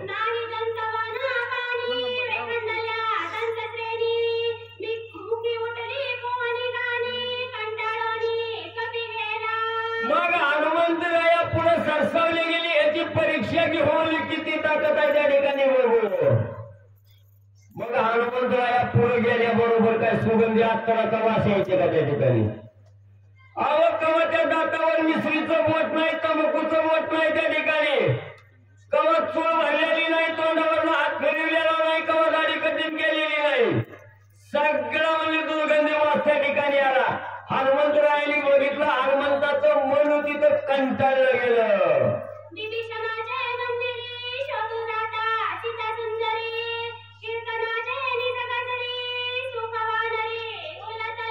मग तिथं बघितलं गेलं सगळी म्हणजे हिथं जेवढी जगात घाण नाही तेवढी घाण बोले या कुंभकर्णाच्या घरी आहे. मग एवढ्या दुर्गंधीत असणारी सीतामाई राहील का त्या ठिकाणी. कदापि राहणार नाही. असणारा उड्डाणपुरा त्या ठिकाणी मला जिथं राजा रावणाचा भाऊ आहे, परमार्थिक असणारा भाऊ आहे. या बिभीषणजीच्या घराकडे असणारं उड्डाण हनुमंतरायाचं गेलं. बिभीषणजीचं घर पाहिलं गेलं.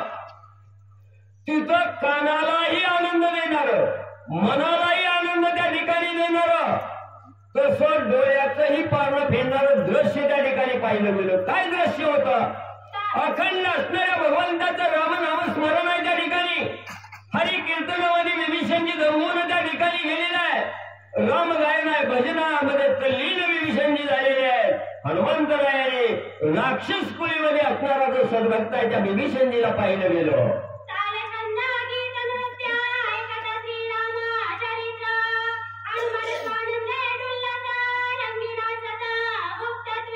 मग असणाऱ्या हनुमंतांनी कान दिला, ऐकलं गेलं. तर असणारं सुंदरपैकी सुस्वरामध्ये असणारं कीर्तन आहे, भगवंताचं राम नामस्मरण आहे. आणि तेही कसंही आबद्ध त्या ठिकाणी नाही, तालबद्ध आहे, सुरात आहे. आणि त्या तालावर भगवंताचं मुखामध्ये नाम घेत असणारे विभीषणजी त्या ठिकाणी दंगून गेलेले आहेत, नाचू लागलेले आहेत. हनुमंताला पाहायला मिळालं.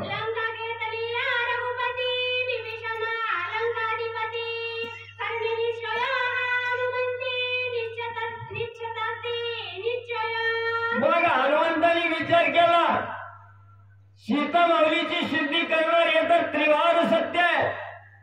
राजा रावणाचा काटा काढणार हे बी असणारं त्रिवार सत्य आहे. आणि ज्या वेळेस सीता माऊलीची सिद्धी करून राजा रावणाचा काटा त्या ठिकाणी काढून राजा रावणाचा अंत त्या ठिकाणी करेल, त्यावेळेस हीच असणारी लंका नगरी याच विभीषणजीला आणि निश्चित त्या ठिकाणी दिली जाईल. हा नसणारा निश्चित असणारा तो अर्थ आहे. हा अर्थ मनाशी खुंगाट हनुमंतरायाने त्या ठिकाणी बांधली गेली.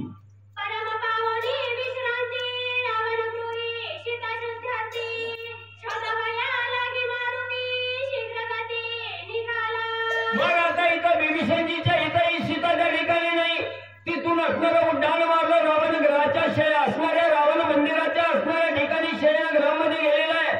तिथं असणाऱ्या राजा रावणाच्या घरी सीताबाईचा शोध हनुमंतराय करू लागले.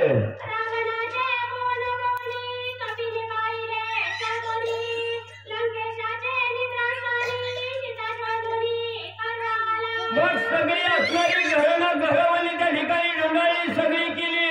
आणि जिथं राजा रावण झोपत होता, शयन करीत होता, तिथं हनुमंताची चोरी आली. सीतेची सिद्धी त्या ठिकाणी घेऊ लागली.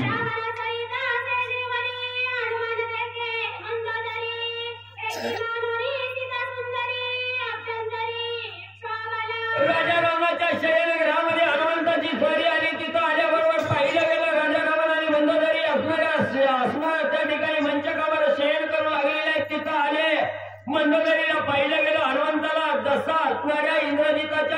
सुलोचनेला बघितल्यावर जसा सीतेचा भास झाला सीतामाऊलीचा, तसा भास मंदोदरीला पाहिल्यावर हनुमंताला झाला. हनुमंतराया म्हणू लागले, इथं राजा रावणा नक्की म्हणजे ही असणारी आपली स्वामीची कांता सीताच त्या ठिकाणी असावी.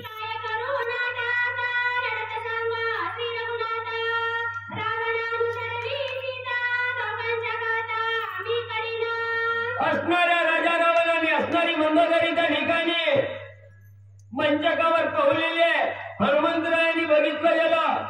हनुमंतरायाला दुःख वाटलं, मन खिन्न त्या ठिकाणी झालं. मनाच्या ठिकाणी विचार आला, काय मी या ठिकाणी पाहतोय, काय असणाऱ्या सीतामाऊलीचा शोध त्या ठिकाणी घेतला. माघारी जाऊन असणाऱ्या स्वामीला रामाला त्या ठिकाणी काय सांगू, रामा रामा तुमची असणारी पत्नी त्या राजा रावणाच्या स्वाधीन झालेली आहे, राजा रावणाला वशी झालेली आहे. राजा रावणाबरोबर तुमची असणारी पत्नी सीता त्या ठिकाणी बघितली, ही नपुसकता मी स्वामीच्या जवळ जाऊन सांगू की काय, असा विचार हनुमंतराया करू लागले.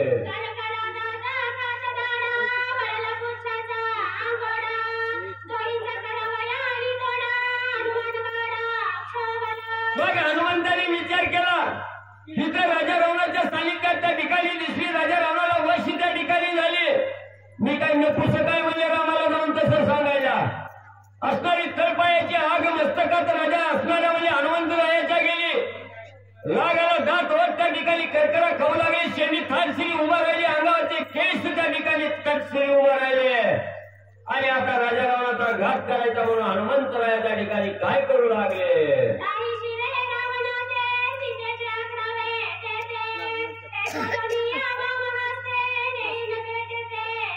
दात वर करकरा त्या ठिकाणी खाल्लं, सांगितलं गेलं, आता म्हणजे मी नपुसक नाही म्हणजे रामाला जाऊन तसं सांगायला म्हणजे.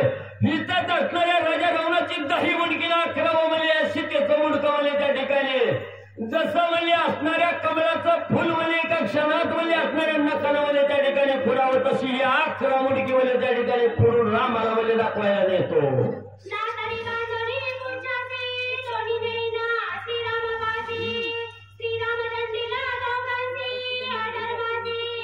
बरं म्हणजे पुन्हा म्हणजे ह्यांची मुंडकी कापली म्हणून केस व्हायला, पुन्हा कुठं म्हणजे कोर्ट कचेऱ्या करण्यापेक्षा म्हणजे ह्याला काय करतो तसंच म्हणजे शिफ्टीत बांधतो.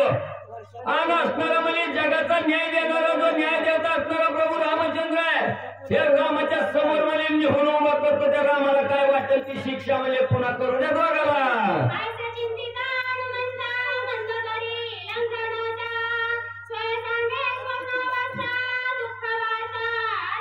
मग हनुमंतरायाने असा विचार त्या ठिकाणी केला.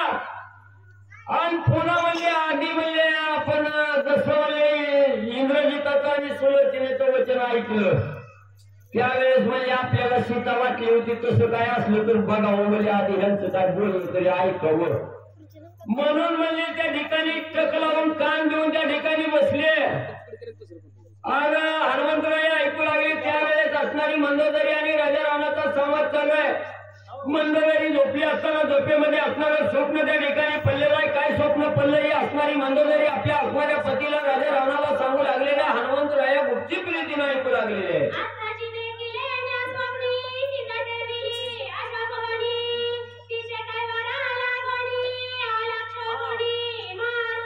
मग असणारी म्हणजे त्या ठिकाणी मंदोदरी राजा रावणाला सांगू लागलेले, स्वामी मी आता म्हणजे गाढ झोपेत होते आणि झोपेत असताना म्हणजे मला एक स्वप्न पडलं. म्हणजे काय पडलं राजा रावणाला विचारलं. ते म्हणजे तुम्ही म्हणजे ज्या असणाऱ्या प्रभू रामचंद्राची कांता सीता अशोकवनाच्या ठिकाणी ठेवलेली आहे, तिथं म्हणजे त्या सीतामाईचा काय वर घेऊन म्हणजे तिची सोडवणूक करण्यासाठी एक वानर आलेलं मी स्वप्नात बघितलंय.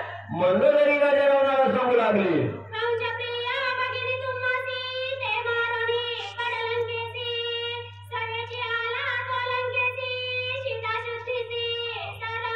मग एक असणारा वानर आहे म्हणले, ती लंकेत उतरायचं सोडून पण लंकेत गेला जिथं तुमची बहीण म्हणजे असणारी त्या ठिकाणी क्रौंच्या राणी आहे. त्या राणीचा असणारा टाटाकाला सगळ्याचा घात त्या ठिकाणी केव्हा येईल लंकेत म्हणजे सीतामाईची शुद्धी करण्यासाठी आलंय. स्वप्नात बघितलंय स्वामी.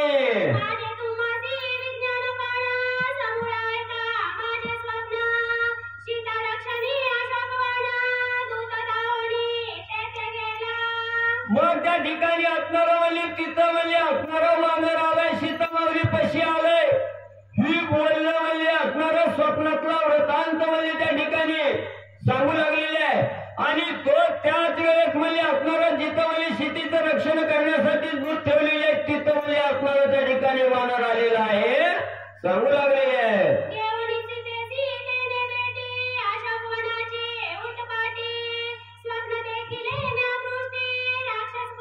तो वानर अशा कोणाच्या ठिकाणी गेलेला आहे सीतामावलीची भेट त्या ठिकाणी गेलेली आहे दोघांचा हितभूज त्या ठिकाणी झालेला आहे तिथून म्हणजे लंकेच्या ठिकाणी असणारा अशोक वनात आलेला आहे अशोक वनाचा वन उपारा त्या ठिकाणी केलेला आहे विध्वंस केलेला असा वानर स्वप्नात म्हणजे मी असणाऱ्या बघितला गेला मंडोदरी राजा रावणाला सांगू लागली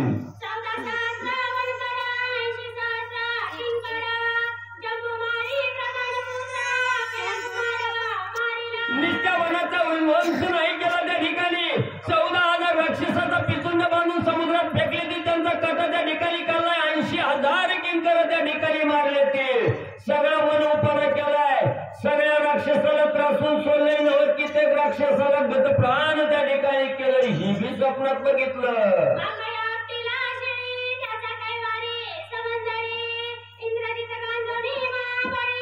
एवढ्याच नाही स्वामी तुमचा असणारा लाडका मुलगा अकया कुमार आहे त्याचाही असणाऱ्या शेवर आपटून म्हणजे घात केलाय आणि तुमचा सगळ्यात श्रेष्ठ असणारा मेघनाथ नावाचा जो इंद्रजित आहे म्हणजे ज्याने इंद्राला गळ्याला बांधून आणलं तो इंद्रजित त्यालाही त्या हनुमंतानं त्या असणाऱ्या वानरानं म्हणजे वातावत केलेलं आहे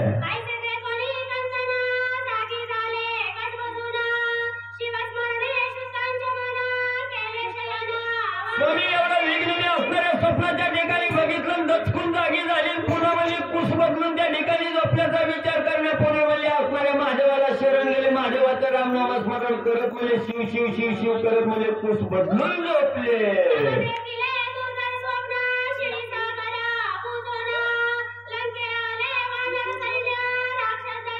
मग म्हणजे असणाऱ्या डाव्या कुशीवर म्हणजे एवढं वाईट स्वप्न बदललं म्हणून म्हणजे असणाऱ्या महादेवाचं शिवशिव नामस्मरण करत म्हणजे असणारी कुस बदलली उजव्या कुशीवर झोपले पुन्हा मी एक असणारं स्वप्न म्हणजे त्या ठिकाणी पडलं तीच वानर म्हणजे असणाऱ्या रामाला लक्ष्मणाला घेऊन म्हणजे आलेला 400 कोस असणाऱ्या समुद्रावर म्हणजे असणाऱ्या दगडाचा सेतू त्या ठिकाणी बांधला आणि त्याच्यावर म्हणजे रामाला घेऊन वानर म्हणजे लंकेत आला ही बी म्हणजे पुन्हा स्वप्नात बघितलं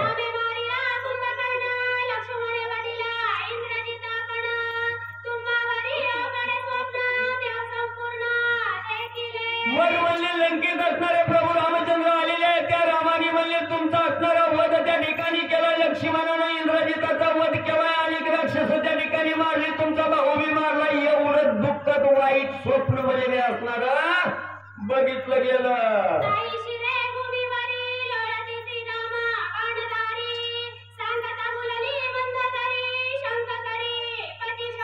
सांगितलं स्वामीवारी तुमची असणारी दाही मुलगी दहा वेगळी गहिनीवर त्या ठिकाणी लोळू लागलेली आहेत प्रभू रामचंद्राच्या एका बाणानं एका क्षणात तुमच्या दाही मुलग्याचा त्या ठिकाणी काटा काढला ही सांगत असताना असणारी त्या ठिकाणी पुरळ आली चक्कर आल्यासारखी अवस्था मंदोदरीची झाली आणि पती मेल्यावर जसं स्त्री दुःख त्या ठिकाणी करते तेवढा आरडावारडा मंदोदरी राजा रामाच्या समोर करू लागलेली आहे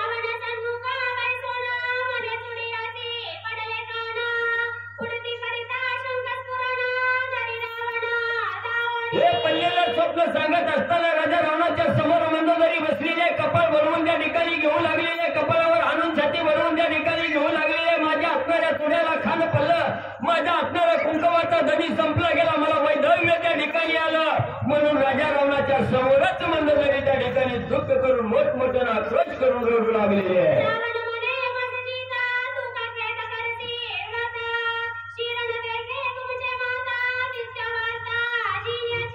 मग त्या ठिकाणी असणारा राजा रावण म्हणू लागला हे बाई मला मी तुझ्या समोर आहे तू का बोंबला लागली मला अजून जिवंत आहे तुझा असणारा पती म्हणून आहे मला तू का राहती त्या ठिकाणी का म्हणजे दुःख त्या ठिकाणी करायला लागली ती म्हणली महाराज स्वप्न कवा सुद्धा खोटं होत नाही म्हणजे त्या ठिकाणी तुमचा असणारा दर आहे पण त्या दरावर मुंडखच नाही म्हणजे बिगर दराचं त्या असणाऱ्या बिगर मुंडक्याचं दर म्हणजे त्या ठिकाणी बघितलंय याच्यामुळे दुःख होऊ लागलं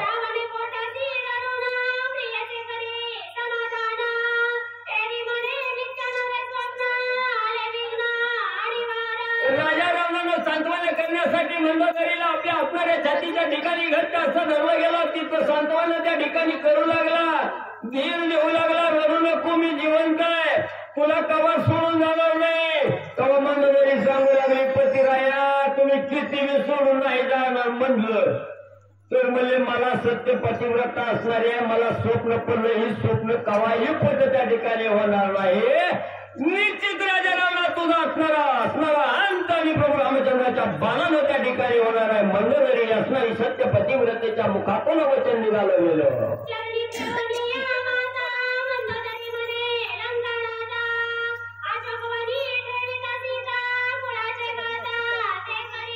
मग त्या ठिकाणी हनुमंत राया त्या ठिकाणी सगळं म्हणजे ऐकत आहे. त्या ठिकाणी असणारी मंदोदरी मंचकावरून तयार कर उठल्या गेल्या. असणाऱ्या राजा रावणाच्या चरणाला स्पर्श त्या ठिकाणी केलं, दर्शन घेतलं राजा रावणाचं. आणि पतिव्रतेनं पतीचं दर्शन म्हणजे अखंड त्या ठिकाणी घ्यावं, दिवसातून 4-5 वेळा त्या ठिकाणी घ्यावं. मग असणाऱ्या मंदोदरीनं असणाऱ्या पतीचं दर्शन त्या ठिकाणी घेतलं. पतिराया सावध होऊन ऐका म्हणले, तुम्ही असला तरच म्हणजे मला असणारं श्रेष्ठत्व आहे, कुंकवाचा धनी आहे, असणाऱ्या चोड्याचा असणारा मंगल आहे त्या ठिकाणी. म्हणून सांगते ऐका, तुम्ही त्या असणाऱ्या जगाचा करता करीता ब्रह्म असणारा प्रभू रामचंद्राच्या रामाची असणारी सीता त्या ठिकाणी आलेली आहे. अशा कोणाच्या ठिकाणी ठेवलेली आहे, ती असणारी सीता ज्याची आणली त्याला त्या ठिकाणी परत द्या. हे असणाऱ्या मंदोदरीचं वचन राजा रावणाला सांगत असताना हनुमंतरायाने ऐकलं गेलं. हनुमंतराया काय त्या ठिकाणी करू लागले. शुभम कुमार मोहिते, सूचक पांडुरंग महाराज.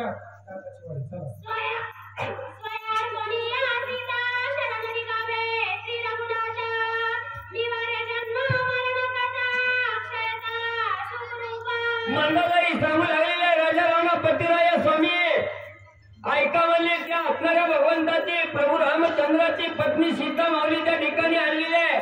त्यांची त्यांना त्या ठिकाणी सुखानं म्हणले असणारी परत त्या ठिकाणी करा. आणि त्या असणाऱ्या भगवंताला काही ना वाचन अनन्य भावानं असणारं शरण त्या ठिकाणी जावं. ज्यावेळी साधक भगवंताला अनन्य भावनेनं शरण त्या ठिकाणी जातो, काही ना वाचन मनानं त्या ठिकाणी शरण जातो, तेव्हा कसलंही विघ्न त्या ठिकाणी येत नाही. जन्म मरणाच्या राजगाडग्यातून अलिप्त झाल्याशिवाय राहत नाही, मरून येत नाही भगवंत.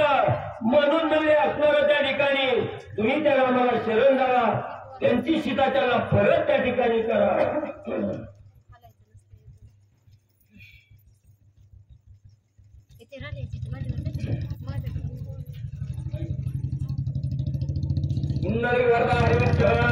श्री ज्ञानदेव तुकाराम पंढरीनाथ भगवान की जय. राजाधिराज प्रभु रामचंद्र भगवान की जय. पवन सुत हनुमान की जय. देवदत्त वासुदेव हरी. श्री गणेशाय नमः. श्री प्रभु रामचंद्राय नमः. श्री रामदारिया अनन्य शरण कथा बांधेन जन्म मरण रावण पावसी कृत कल्याण सत्यवाचन हे माझे. अशोक पांडुरंग गुरुप्रथम नाम दुसरे चरण संतांच्या पंचकृपाशीर्वादाने कथित विस्तार वावाजी सद्गुरु दासतुका बसलेले सर्व श्रोते मंडळी साधू संतांना साष्टांगपणे पाठ करून कथेला सुरुवात करते. अनुसंधान श्री संकल्पपूर्ती श्रीराम मंदिर, या मंदिरामध्ये अखंड शांती ब्रह्म एकनाथ महाराजांचा लिखित अस्थिरतेच्या जगतामध्ये स्थिरता टिकावी याच्यासाठी संतांच्या उपदेशाची नितांत गरज आहे. हे जाणून श्री संकल्प स्फूर्ती श्रीराम मंदिर या ठिकाणी असणार अखंड भावार्थ रामायण आणि या भावार्थ रामायणामध्ये असणार आपण ऐकत आहोत ब्रह्मपत्र वाचन सोहळा, अर्थात हनुमंतरायाचा प्रताप लिहिलाय. ब्रह्मदेवाने जरी 4 खाली लक्ष चावले शिवणी निर्माण केले असे ब्रह्मदेव लिहितात. पुत्र व वाईचा गुंडा त्याचा फडकावा, त्रिलोकी झेंडा असा मुलगा यावा. अंजनीच्या तपासाठी महारुद्र आले पोटी. अखिल कोटी ब्रह्मांडाचे नाही करता करवित असणारे परमेश्वर प्रभू रामचंद्र ऐकत आहेत. लक्ष्मण शेषाचा अवतार, राम सीतेचा भरतार. लक्ष्मणजी वाचत आहेत. 18 पद्म वांद्र 72 कोटी अस्वर 56 कोटी माकड एवढ्या असणाऱ्या हनुमंतरायाच्या प्रतापाचं वर्णन ऐकत आहेत. प्रताप असणार ब्रह्मदेवाने लिहिला इथेपर्यंत आला. मंदोदरी असणारे आपल्याला पडलेलं स्वप्न राजारामाला सांगत होती. स्वप्न खरं असतं मालक असं सांगता सांगता सांगू लागले. आपल्या पतीला सन्मार्गाला लावते. तिला म्हणायचं पतिव्रता. पतिव्रताने अनेकांची स्तुती ध्यानी म्हणे अवघाची पती या नाव पतिव्रतानं आपल्या पतीला सन्मार्गाला लावत असताना मंदोदरी म्हणू लागली, ऐका मला, जर तुम्ही प्रभू रामचंद्राला अनन्य शरण गेला तर त्या प्रभू रामचंद्राचं ब्रीद आहे. जो माझा अनन्य शरण त्याचे निवारी ना जन्म आणि मरण निवारण्याची ताकद त्या प्रभू रामचंद्रामध्ये प्रभू रामचंद्राचं ब्रीद आहे. तुम्ही असणार प्रभू रामचंद्राला शरण जावा आणि शरण जर गेला तुमच्या असणाऱ्या देहाचं सार्थक होईल, कल्याण होईल असं मंदोदरी आपल्या मालकाला बोलू लागली. माझे नगरशील वचनात इंद्रजित कुंभकर्ण पाचारोनी दोघे जण रामार्पण कर्ण सीता. गावाला बाहेर पण बायकोला असते. ते म्हणू लागले, तुम्ही असता लंकेचं राजे, माझं जर तुम्ही नाही केलं ना आताच्या आता मी इंग्रजीताला बोलवेल. आताच्या आता मी त्या कुंभकर्ण भाऊजीला बोलवेल आणि त्यांना सांगेल उचला शोभनातली सीता माऊली प्रभू रामचंद्राला अर्पण करा. ऐकताव का माझं का सांगू त्यांना. रावणाईत कुळाचा रामार्पण करीता सीता येथे रावण ऐकता उद्योगता पावला. आणि अशा प्रकारचं मंदोदरीने सांगितल्याबरोबर राजारामाला दुःखच वाटलं. का पण सांगा, मंदोदरी पटकन गेली, इंद्रजिताला बोलवलं, कुंभकर्णाला बोलवलं, जेव्हा सीता माऊलीला सोडून या. तिच्या बोलण्याच्या पलीकडे मी नाही, मग ती कशी असतेली म्हणजे ती मी उचलतेली सीता माऊलीला नेतेली म्हणलं. मग राजारामाला दुःख वाटू लागलं आणि दुःखाच्या भरात काय करू लागला. मंदोदरीचे वचन सर्वस्व माने कुंभकर्ण इंद्रजिता वचनाधीन रामार्पण करतील सीता. मनात राजाराम बोलू लागले, ब्रह्मदेव देतात. जर असणाऱ्या पतिव्रता असणाऱ्या मंदोदरीनं कुंभकर्णाला जाऊन सांगितलं, भाऊजी तेवढी सीता माऊली उचलून बरोबर रामचंद्राला देऊन टाक ना. अनुमान करणार नाहीत. कुंभकर्ण उचलतील, सीता माऊलीला देऊन टाकतील. इंग्रजीतही तिच्या आज्ञेच्या पलीकडे जात नाहीत. तिच्या आज्ञा शिरसामान्य म्हणतील आणि इंग्रजीतही प्रभू रामचंद्राची सीता प्रभू रामचंद्राला अर्पण करतील. रावण सांगे मंदोदरीशी निवारावया स्वप्न विघ्नाशी आधी पूजो सदाशिवाची उपचाराची तू. आणि विषय काय चालला होता त्याला कल्पना दिली राजारामांनी. राजारामांनी काय साधा काय अतिशय हुशार आहे. सगळ्या जगाला फिरती जगाला नवा अख्ख्या दुनियाला फिरतोय राजाराम. वेदाचे 4 भाग केलेले आहेत. मला एवढा नाही मला लागली का म्हणजे स्वप्न सांगायला लावले. ऐक म्हणजे असणार नाही वाईट स्वप्न पडलं का. आणि वाईट स्वप्न पडलेलं आधी देवाला सांगावं लागतं, देवाची पूजा करावी लागते. मग काय कर म्हणले असणार स्वप्न वाईट पडलं, स्वप्नाचं निवारण करणारा तो भगवान असणारा देवादेव महादेवजी आहे. तुम्ही म्हणले उठा आणि महादेवजीची आपण पूजा करू असं म्हणले. आणि राजाराम म्हणाले साहित्य गोळा करा, साहित्य. गाडी गावनी निजंगना विश्वास राक्षसी दुर्मना रावण दाडी अशोकमना सीतेच्या यत्ना करावया. मग राजारामाने असं इकडे मंदोदरीला असणाऱ्या त्या पूजेच्या साहित्यात ना दिलावलं आणि इकडे राजारामाने काय केलं, क्रूर अकराळ विकराळ असणाऱ्या राक्षसीने बोलवल्या आणि सीता माऊलीच्या जवळ पाठवल्या. काही करा पण सीता माऊलीला म्हणावं राजारामाची बोल. अशा प्रकारचं राक्षसींना सांगितलं. आणि पुढं इंद्रजितात वा कुंभकर्ण मंदोदरी का विषेना यांच्याने बोले सीता आपण सर्वदा जागा सोडावी. आणि त्या 11 विकराळ राक्षसींना सांगितलं, होय लक्ष देऊ नये का म्हणल्या. त्या असणाऱ्या सीता माऊलीला नेण्यासाठी कुंभकर्ण येईल, इंग्रजीत येईल, विभीषण काका येतील आणि सगळे जर म्हणतील सीता माऊलीला उचलाने राजारामाकडे घेऊन जावा. लक्षात ठेवा, एकाने सुद्धा सीता माऊलीला हात लावू द्यायचं नाही असं राजारामाने त्या राक्षसीला सांगितलं. अशोकवनाने गे राक्षसी हनुमान लागला तिचे मागेशी. बरोबर श्रीरामे कृपा केली कैसी सीता नंदनाची भेटेल. मग असं राजाराम सांगत होता त्या राक्षसीला. पण हनुमंतराय सीता माऊलीचा शोध घेत होत्या. कुठं असतील तेवढ्यात बिगरंगाचं होतं घडलेलं राजाराम हनुमंतरायांनी ऐकलं आणि त्या राक्षसीनेच्या पाठीमाग हळूहळू हनुमंतराय निघालेले आहेत. मनातल्या मनात विचार करू लागल्या आणि असं न लागत की सायस जावे वनांतरा आता हिंडायची गरज नाही वनात जाण्याची गरज नाही म्हणजे या राक्षसीनेच्या पाठीमाग बरोबर गेलं की आपल्याला सीतामाऊली सापडत्यात हा मनात विचार हनुमंतरांनी केला आणि त्यांच्या पाठीमागे निघाले. ही करे क्रिया दृष्टी हनुमान घेऊन सके बेटी राक्षसी रक्षण पटन कोटी रक्ष संपुष्टी राय लांबून सीतामाऊलीला बघितलं म्हटलं जावा आणि सीतामाऊलीचं दर्शन घ्यावा आणि गोष्टी सांगाव्यात बोलावं थोडंफार रामचंद्राचं तुमचा शोध घेत आहेत असं म्हणावं तुम्ही सापडला बरं झालं असं बोलावं जवळ जावं तर सौंदा घरटा असणाऱ्या राक्षसींचा अवतीभोवती वाऱ्याला सुद्धा वाट जाता येत नव्हता अशा प्रकारचं रिंगण त्या राक्षसीने सीतामाऊलीच्या भोवती रचलेलं होतं. हनुमंतराय कधी असणाऱ्या राक्षसीने झोपत्याल डोकले हाणत्याल आणि मी कधी सीतामाऊलीला भेटेल याचा विचार करत होते. पण काय करावं रात्र काय लवकर होईना आणि झोप लागाना काय करावं असं हनुमंतराय विचार करता करता त्या तिथे एक झाड होतं आणि झाडाच्या डोळीमध्ये हनुमंतराय बसले. एक अंती भेट सीतेची हनुमान गुप्त रक्षवासी तेथे सीतेची स्थिती कैसी रक्षवल्लीची रामस्मरण.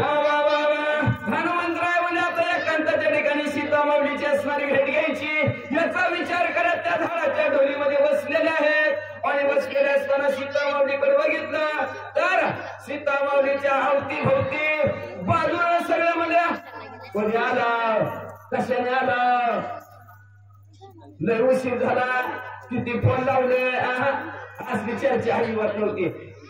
सीतामाऊलीच्या आजूबाजूची झाडं सुद्धा मध्ये असणारा श्रीराम जय राम जय जय राम श्रीराम जय राम जय जय राम श्रीराम जय राम जय जय राम श्रीराम जय राम जय जय राम. अशोकवनीचे पाषाण गुलमलतात पक्षित्रन अवघी करीती श्रीराम स्मरण प्रभाव पूर्ण सीतेचा. काय प्रभाव त्या असणाऱ्या झाडाच्या जवळ अवतीभोवती सीतामाऊलीच्या पडला होता. काय ताकद आहे सीतामाऊलीच्या भजनामध्ये. पाषाण पाजर फुटती रे पाषाणाला सुद्धा पाजर फुटावं अशा प्रकारची अवस्था झालेली होती. एवढा प्रभाव पडला शेजारची असणारी दगडातनं सुद्धा आवाज श्रीराम जय राम येऊ लागला झाडातनं आवाज येऊ लागला गवतातनं सुद्धा आवाज श्रीराम जय राम जय जय राम येऊ लागला. जागृती स्वप्नी तुर्या सुसुप्ती हनुमान शोधिता सीता सती मी तू नाही परती सहजतीची शोधित. सहज स्थितीने असणाऱ्या हनुमंतराय सीतामाऊलीचा शोध घेऊ लागले बघायला लागलेले. जागृत अवस्थेत बघितलं तरी श्रीराम जय राम जय जय राम. परत असणारं स्वप्न अवस्थेत बघितलं तरी श्रीराम जय राम जय जय राम. स्वप्न सुद्धा का जेसूचे वाचक आलेले ज्यांना भोजन करायचे जेवणाची व्यवस्था केलेली आहे ज्यांना जेवण करायचे त्यांनी फराळाची व्यवस्था केली जेवणाचे फराळ जेवण घ्यायचं. जेवण कसं फराळच करायची एखादं कोणाची नसेल तर काय करायचं. असं म्हणजे असणारा जागृती स्वप्ने आणि सुसुप्ती तिन्ही अवस्थेमध्ये असणारा श्रीराम जय राम जय जय राम अशी अवस्था होती. परसोनी सीता सर्वस्थिती ऐकून हनुमंत शोधक शक्ती सुखवणे श्री रघुपती नयन स्रवती स्वानंद.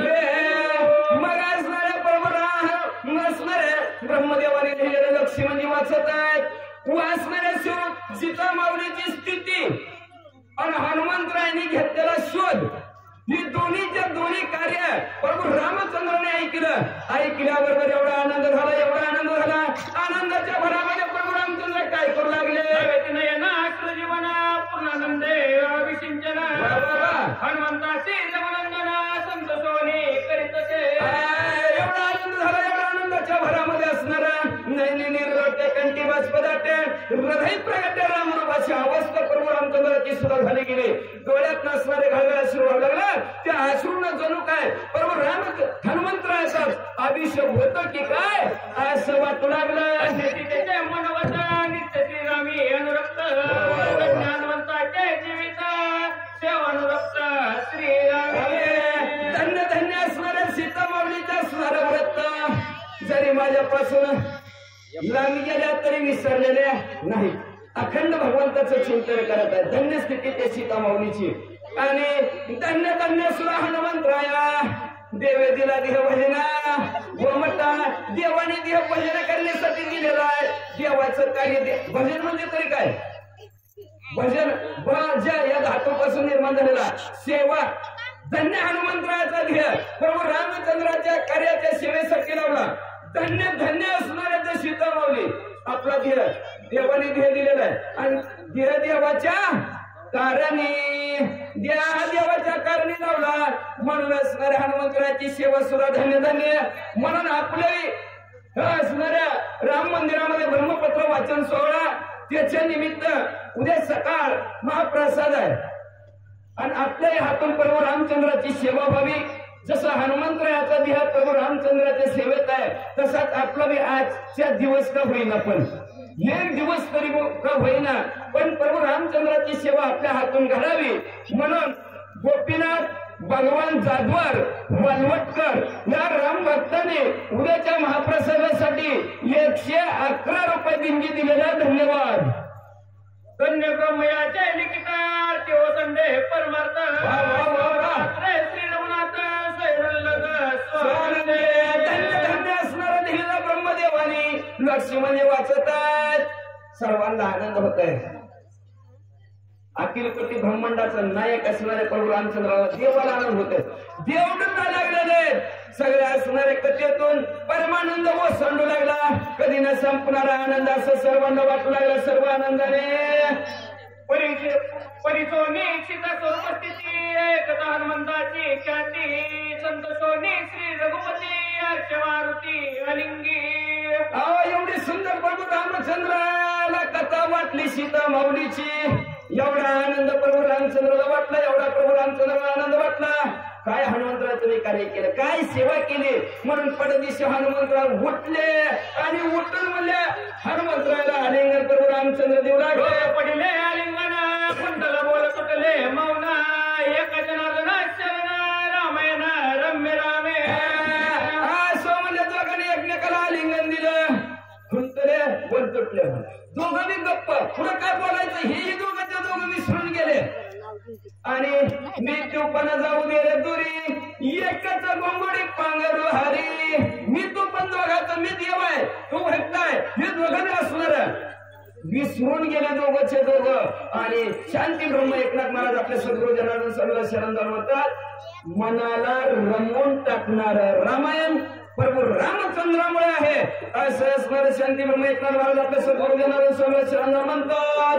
श्रीराम विश्रांती हनुमंती हनुमंत श्रीरामी विश्रांती ऐक पडता अनन्य प्रीती अगम्य स्थिती श्रुती शास्त्र. सोमने असणारे प्रभू रामचंद्र आणि हनुमंत आहेत का. कसं आहे दुनिया चले ना श्री राम के बिना राम जी चले ना श्री हनुमान के बिना. प्रभू रामचंद्राला हनुमंतराशिवाय विश्रांती नाही आणि हनुमंतरायाला प्रभू रामचंद्राशिवाय विश्रांती नाही. एकाचे हृदय गोडी साखरेच्या ठाई.